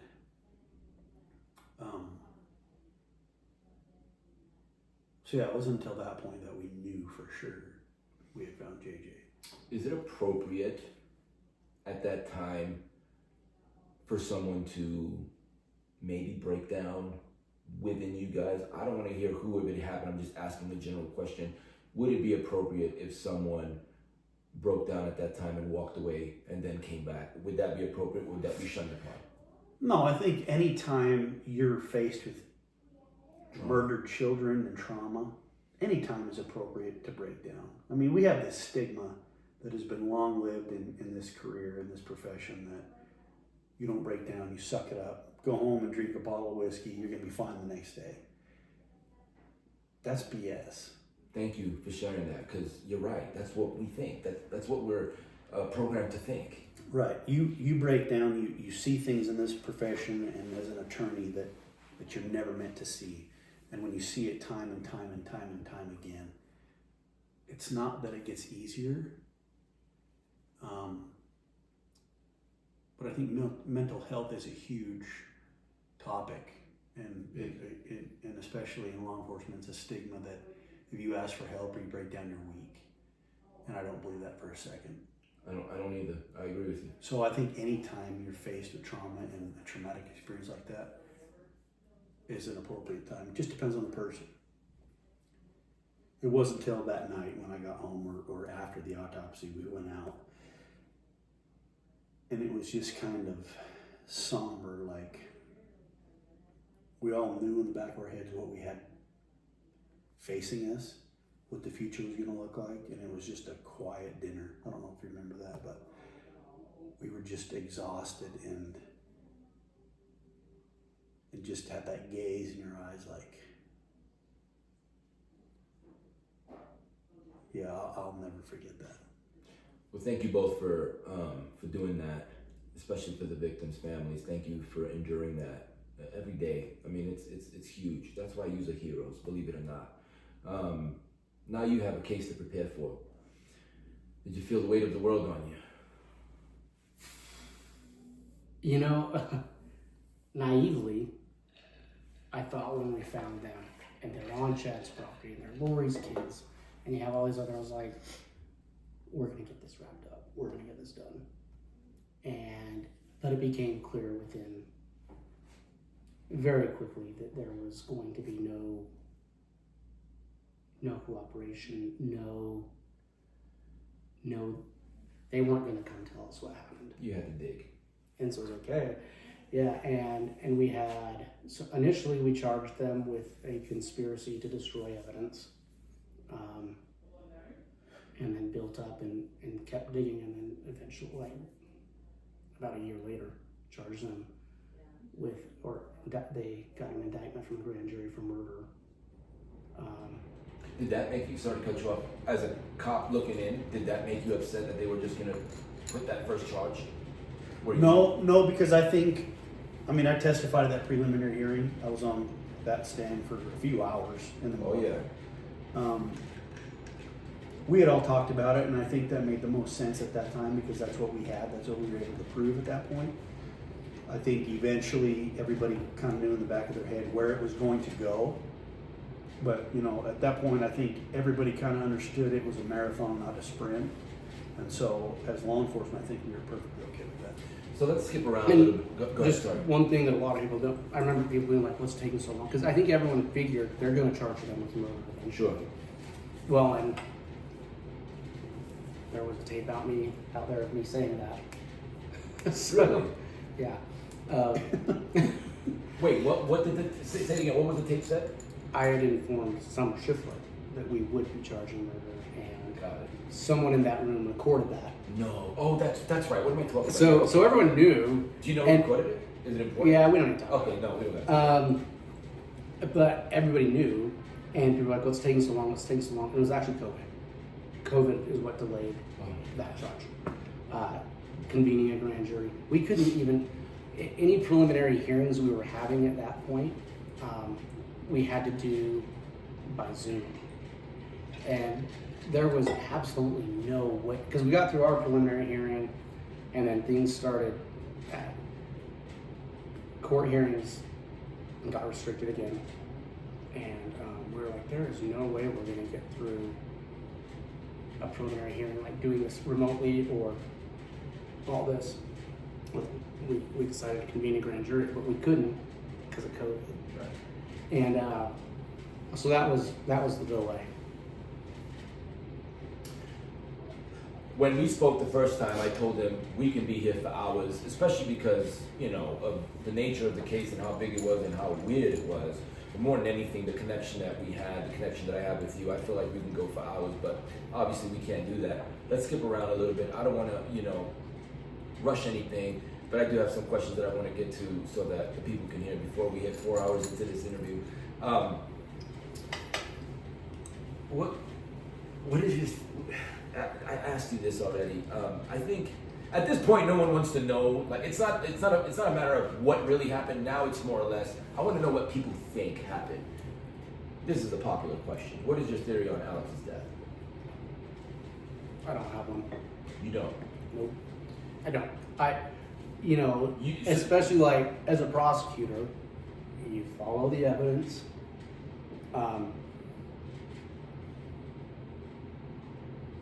And first and foremost, I'm not an expert at all on Alex's death. And I, from what I know, I think Arizona did a pretty thorough investigation into that. So you have to believe that. Like, that's what you believe. Like, hey, they did this, and this, so this is what happened. Can I tell you why? Because I don't. I don't know what happened. Got it. I don't know what happened. And I think in my position it'd probably be appropriate to just speculate. Sure. Was it weird, at least? Oh, it was so weird when we found that All right. out. It was so weird. I remember you coming, he's like, dude, guess what? And I mean, it was so weird. And the timing of it was so...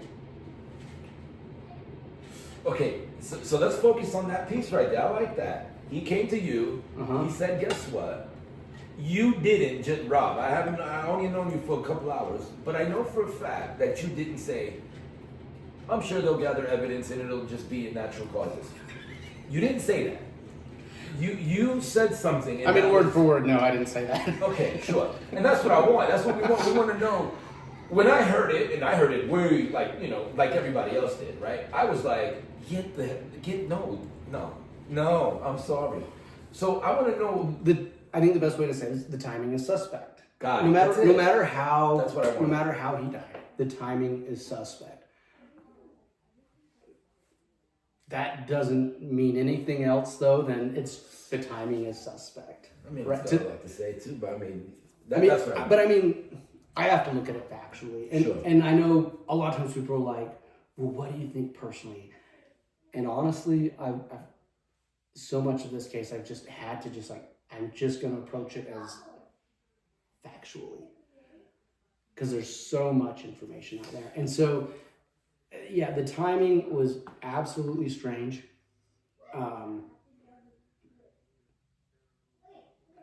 I don't know. You know, I don't know. I know what they said natural causes. And that very well could be the case. You know, is it possible something else?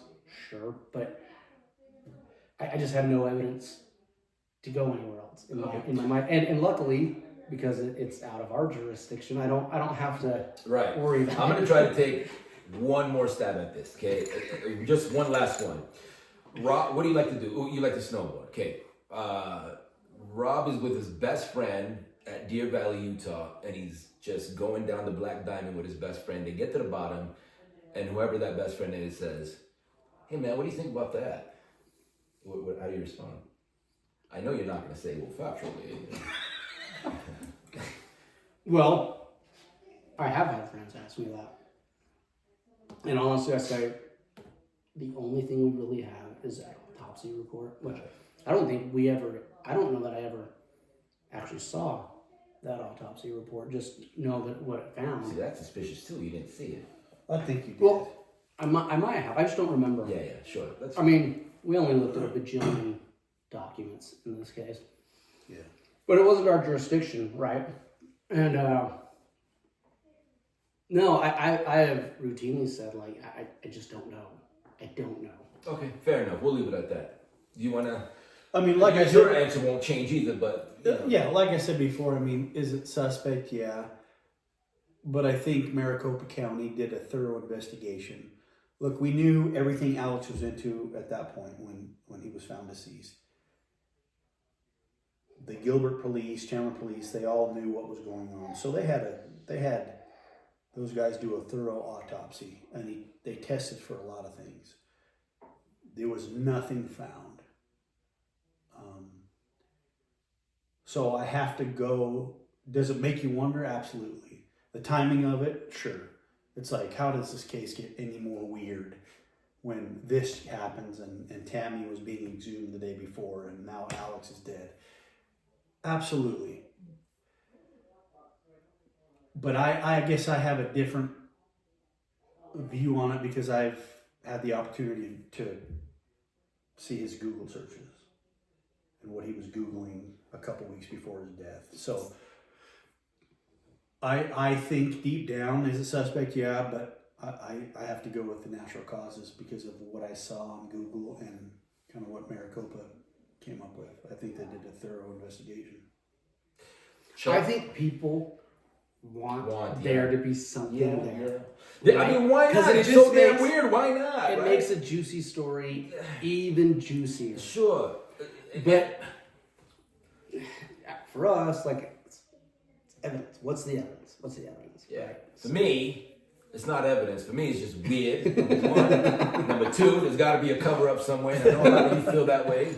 Are these boys involved? I don't think that, but I don't know, man. Whatever. Yeah, that'll be forever. That'll be a JFK thing. No one will ever know. I mean, it is what it is. But it's just super weird. The timing is weird.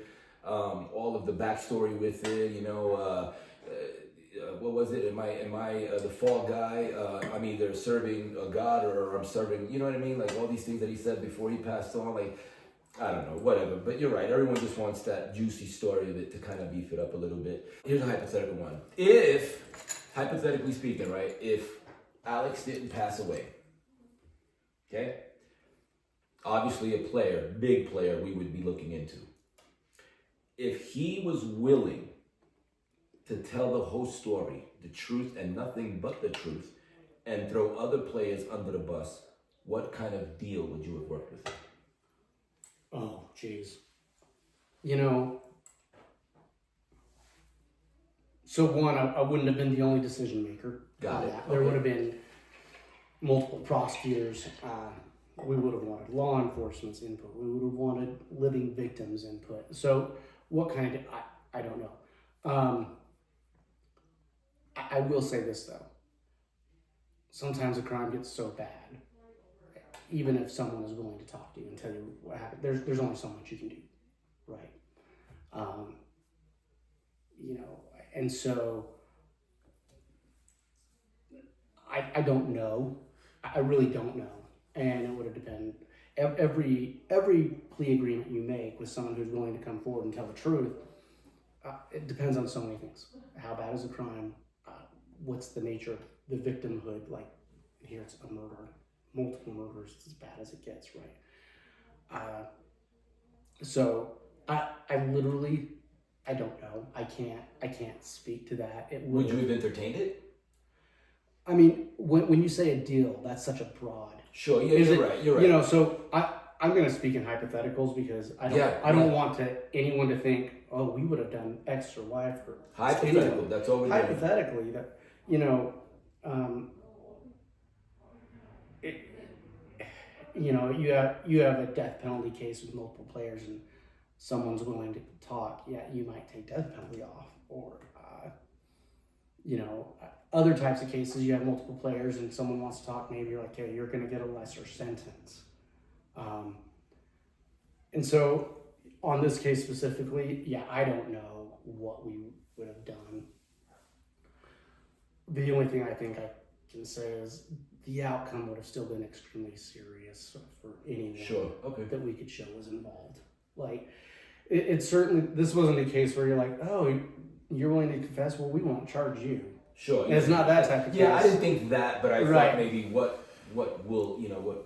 Yeah, but again, I don't know. I don't know. It would. There's so many variables that go into making a plea agreement, and especially on a complex case. I don't even know. And you said just now that you would ask law enforcement. You would ask some opinions as well. When you have a big case and you go to resolve it, we resolved another case recently, and we had a big kind of meeting about it, and law enforcement was there with us, and do you guys feel okay about this? They're the guys that are out there doing the investigation. They're invested, so you don't just deal away serious cases without getting their input and without getting victims' input. Like and there's so many variables that go into plea agreements. And as much as you're always trying to be fair and consistent in fashioning plea agreements, every case is so different. Two people can be charged with the same crime, and yet maybe one of them has no criminal history and one of them it's like their 10th felony, right? Like, you're not going to do the same thing for those guys. So this is just a long way of saying I don't know that I've ever even really thought, like, well, what would we have done for Alex? Well, that's why I'm here. Like, Yeah. So it's a great question, and the answer, totally, I don't know. Look, I'll be honest with you. Rob's giving you the legal answer. I'm going to tell you straight up. I would be 100% on board with if we were to get the cooperation from somebody to tell us exactly what happened. And like Rob said, hypothetically, if you have death penalty on the table, you may be life in prison, right? It's the most heinous of crimes, what happened to JJ, Tylee, and Tammy. No law enforcement would be okay with those guys getting off lightly. I'll say that right now. But there's something to be said about knowing what happened. And if you have somebody that is willing to talk and tell the truth, like you said, nothing but the truth, I think you're going to have a mix of emotion on law enforcement prosecutors on, I want to know, so let's give them something, whatever that something is, let's give them something to find out the truth, because I don't think we'll ever know the truth. And Rob said, there's a lot of stuff that goes into it, and there is, and legally that way, but law enforcement, I think we would be okay with a harsh punishment if we were to know the truth. It wouldn't be something like we couldn't live with ourselves. Sure, yeah, and I agree with you. I think, let's just say hypothetically, I was in your situation. You do, your position, excuse me, you do. You can't just go in it like Rambo and say, okay, let's talk, I'll cut you a deal. You can't do that. You gotta bring everybody around. But I think, and I guess that's another good question for the both of you, right? I mean, what we did was great, we got justice, but is there that feeling of, we did great, high five, justice is served, but we don't know the truth. Does it matter? Well, okay.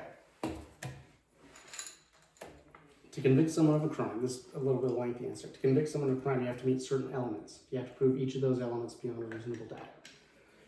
And in Idaho, the manner in which a murder was committed is not something you have to prove beyond a reasonable doubt. You just have to prove that they engaged in conduct that led to the death, right?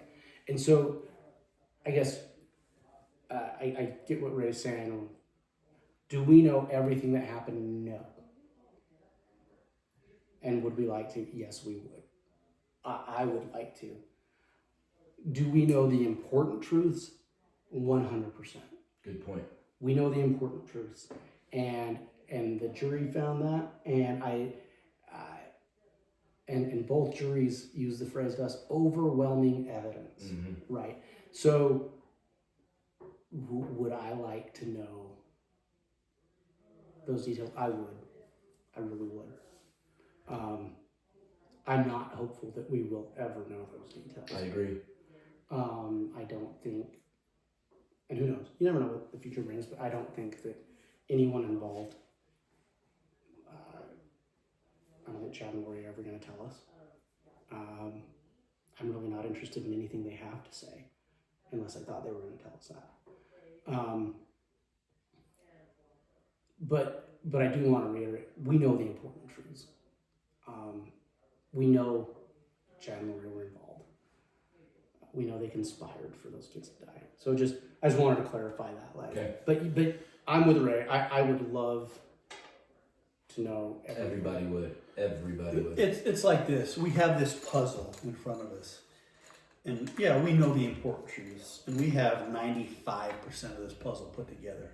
But you're still missing a couple pieces. I would love to complete that puzzle. Yeah. Is it completed for the most part? Yeah, it's completed. But there's still, to me, a few parts that are missing. And for full closure in my head, I would love to know every little detail I want to know. Agreed. Like, how did addicts die, right? No, I agree with you. 100%. Do you think you'll ever write a book about this? You know, people ask me that all the time. Because, sorry to interrupt you real quick, your angle in your eyes are way different than his angle in his eyes. Not way different, but they're different, you know what I mean? Unlikely. Especially, you know, there's post-conviction and appeal stuff going on. And then I guess I can't say I would never do that. Just the motivation for me right now is there's not really a motivating factor for me to do it.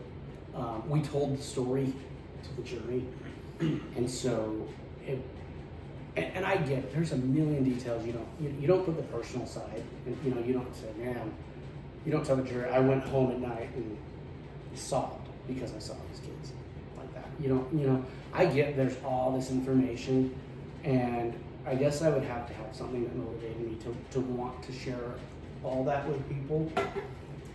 Just right now, I just don't have that. Right now, I'm focused on my job, my family. You got more cases, that's for I sure. got other cases. We've had a couple big cases since this happened. We've had 3 prosecutable murders since this happened. A murder-suicide since this happened. And so, I mean, we have, and in what is normally one of the safest counties in the country. Yeah. We've had these multiple murders. So, yeah, for me, I just looking forward. People ask me that all the time. Are you gonna, and I guess there would have to be a huge change in motivation for me to actually want to do that. And part of it, I just don't know that everyone needs to know. Sure. Yeah. You know, I know people want to, but I still know that people need to know everything that, like, I thought or went through. As you can tell, I'm fairly guarded. Even here, I have to be. Yeah, you have to be. We get it. And so, yeah, I just Does this case change your life? absolutely, right. Like, we think it. Yeah, you can't go through something like this and Yeah. not have it change your life. Yeah, it. I think I already said this, but people will ask me, "What was it like?" And I was like, "Oh, it was the worst experience of my life," because it was a horrible, difficult case, and I don't think you can. We're a combination of all of our experiences, and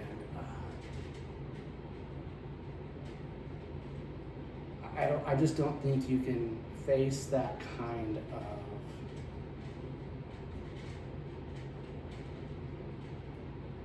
lack of regard for human life and see the results of it and walk away the same person.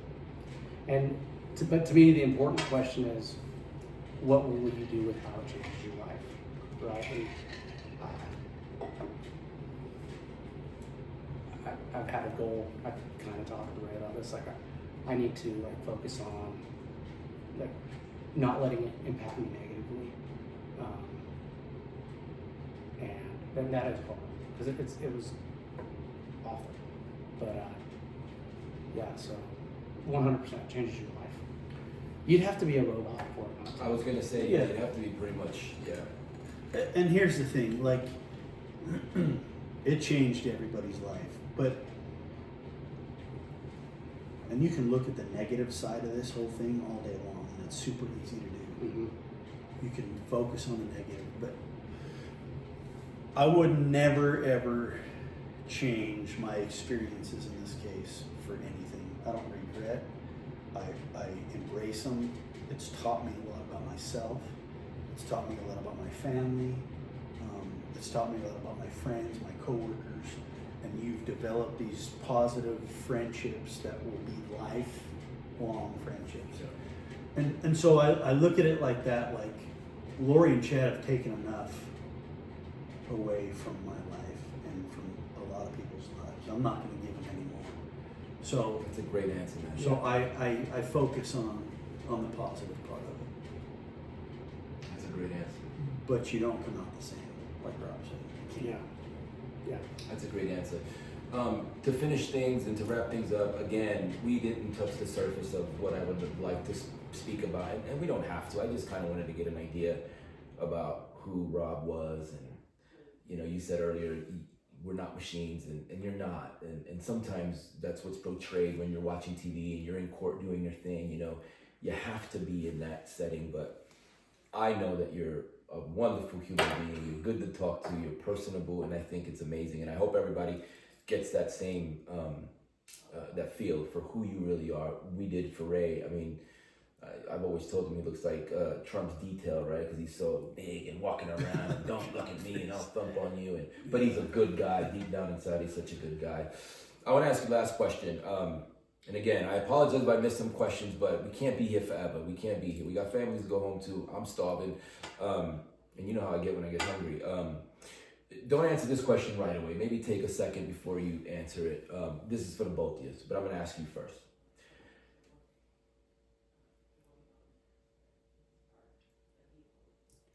What would you say to Tyler and JJ?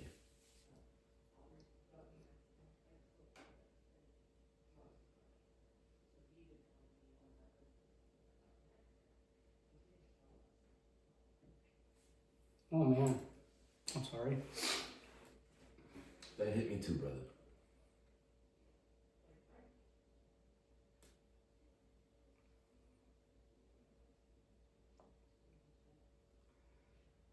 I just hope they know that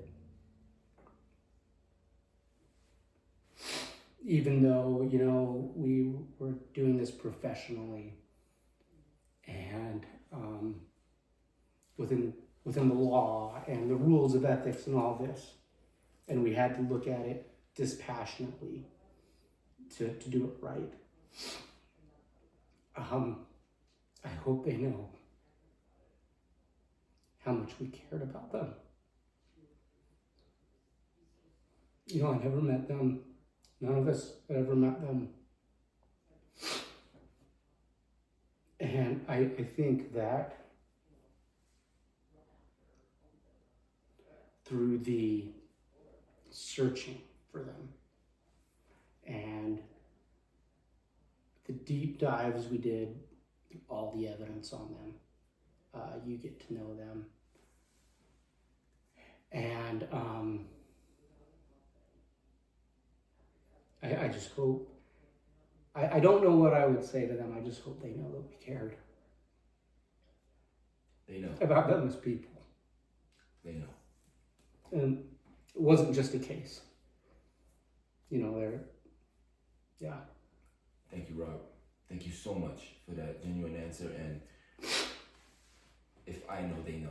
And I'm a stranger. I'm nowhere near this as you were or ever will be, and I feel it.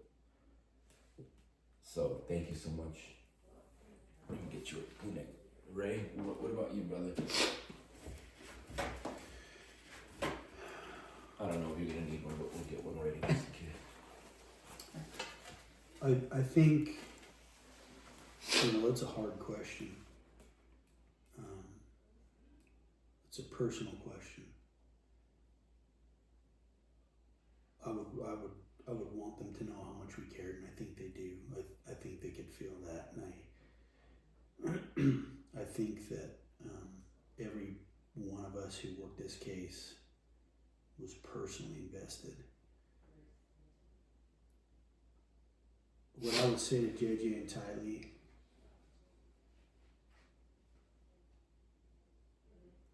I think I might keep to myself. Fair enough. The only thing I'd add to that, and we all felt the same way about Tammy, too. And you know, let's not forget Tammy. She's an adult, and there seems to be something worse about killing children, Right. Because they're so helpless and they are dependent on their parents and other people. But if there's something that I learned through this case is that Tammy Daybell was a wonderful person, and she did not deserve to die in any way, shape, or form. And one thing that was neat was, you know, this case had all these different angles. Rexburg was looking for the kids. Fremont was focusing on Tammy. And we all came together as a team. It's all one story. And everybody, the prosecutors, the cops, excuse me, we just cared about all three of them. And Tammy Daybell was a wonderful human being, and I just want to say, like, I think we all feel the exact same way about her. Everyone involved. I think she gets forgotten sometimes, and it's not on purpose. No. You know, it's not on purpose at all. But you know, from my experience, I wasn't there when Tammy was found, and so I was there when the kids were found, and so my personal involvement is probably more with the children. But yeah, I mean, I'd love to answer that question, and I've had a lot of thoughts about that, and I think all of us at some point have spoken in our minds or hearts to them. But I think that's something that, I'll probably take to my grave. That's great. No, you shouldn't, and you're right. I often thought about that, and the only thing that comes to my mind, not being connected to this, as you gentlemen are connected to it, is every time I drive by that house, it's just, I'm sorry. I am so sorry. Mm-hmm. And I'm a stranger. I mean, I have nothing to do with this, right? But that would be the biggest thing. And thank you so much for reminding. We all love our children, right? But this makes you feel like you gotta love your kids even more when stuff like that happens. And you guys beat me to it, but one of the things I was gonna say was, it's not that we want to forget Tammy or Charles. You both were, especially you, were more involved in the children, and we don't ever forget Tammy. We don't ever forget Charles. I said in my last podcast with him, she was a beautiful person. She was so awesome, and I only knew that through her family, and I met some of the family members at court, and you can just tell the kind of family she came from, the kind of person she was. So at the end of the day, we love these individuals, even though we don't know them like that, but it's okay to love them because of who they were and how they affected other people's lives in a great way. So yeah, boys, I cannot thank you enough for your time. This was huge for me. I tell him all the time, like we can keep going. Time will not permit. Rob, you are wonderful. I think you're a beautiful person. I really do. The last question I was going to ask you, though, when you go into that courtroom on any case, do we get a vicious Rob with the beard or no beard? How do you feel? Well, I guess I don't quite understand. What do you mean? Like, do you feel more comfortable, like more confident with the beard or without the beard? Well, I mean, so I remember seeing myself on TV the first time. Okay. And I was like, man, I gotta cover this up. So I grew a beard. I think it looks great. Honestly, it isn't the first time in my life I've had a beard, but I hadn't had one for a long time, and I haven't shaved it since. I think you wear it well.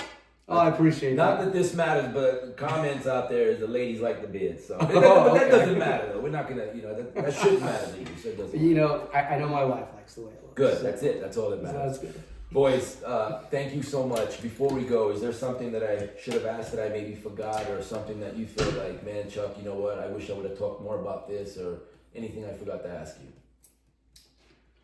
No, I just want to reiterate, and I know I've said this 1,000 times. I know there's a couple people that are the face of this case,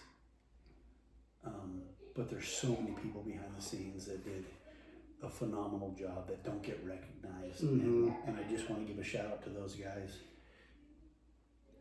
because they worked just as hard as we did. They were out in the backyard too. There's so many names that was out in the backyard that went through the same exact experience as we did. So I don't want those guys to be forgotten. There's so many names, I don't want to name them because I might forget somebody. But it's not just Rob and I and a couple other faces that are this case. It's everybody collectively. Yeah. So let's not forget them. Well, law enforcement, there several prosecutors worked on this who never showed up in court. Multiple people in my office that Lindsay worked with, other prosecutors who helped us, FBI analysts. oh my God, there were so many people, and everybody, it just really seemed like everyone was so dedicated. And one thing people have asked me, do you think you would have been so dedicated if it wouldn't have been in the news? Because there's kind of, it doesn't matter, but I've noticed a lot of comments. I don't read a lot of the internet comments, but there are those who think that we only started working on this because the news broke it. Yeah, I don't believe that. And I don't think there's a single reporter that has ever claimed that or even acted like that. But that's kind of this perception is that, oh, this news agency ran with this. And so then the cops and prosecutors got involved. And from the moment we realized there's a missing kid, and then it became 2 missing kids, and all that, like, everybody was dedicated, like hardcore dedicated to this. And if there'd never been a camera, if no one had ever paid attention, we wouldn't have done a single thing different. Handled just the same. it would have been every bit just as important to us. Thank you for adding that. I would love to give you guys your flowers too, because I know that there was a team behind this, all that made this happen to its perfection. Last question, I promise. Would you do it again? You'd have to. 1,000 times over. You boys are very honorable. It is a pleasure and an honor to sit at this little nook here with you guys. So lucky you guys get to work in the same cause. I'm jealous of that. I wish I was a part of you guys. You guys are amazing. You know I love you. You guys are awesome. America, the world loves you guys, and we thank you guys so damn much. Thank you, brother, for taking time with us. I appreciate it. Thank you. Thank you That for the wraps mic up. Max. Yeah, no problem. Next time I'm gonna come with like 2 gallons and we'll go through it. Hold on for a second, just real quick. So sorry. Thank you everybody for joining us. This wraps up another episode. Next episode we'll have Judge Boyce here. No, we won't. We're not gonna have it, but maybe Lindsay Blake, right? Maybe. You Hey, should ask her. it's not what you know, it's who you know. So hey, yeah. Anyway, thank you so much. Don't forget to like and subscribe. Join us again. We have more content coming. I appreciate you all. Peace out and have a good night. Thank you, boys. Appreciate it. Thank you. Thank you. Group Oh hug. boy. Oh boy. I feel so loved. Thanks, guys. Thank you.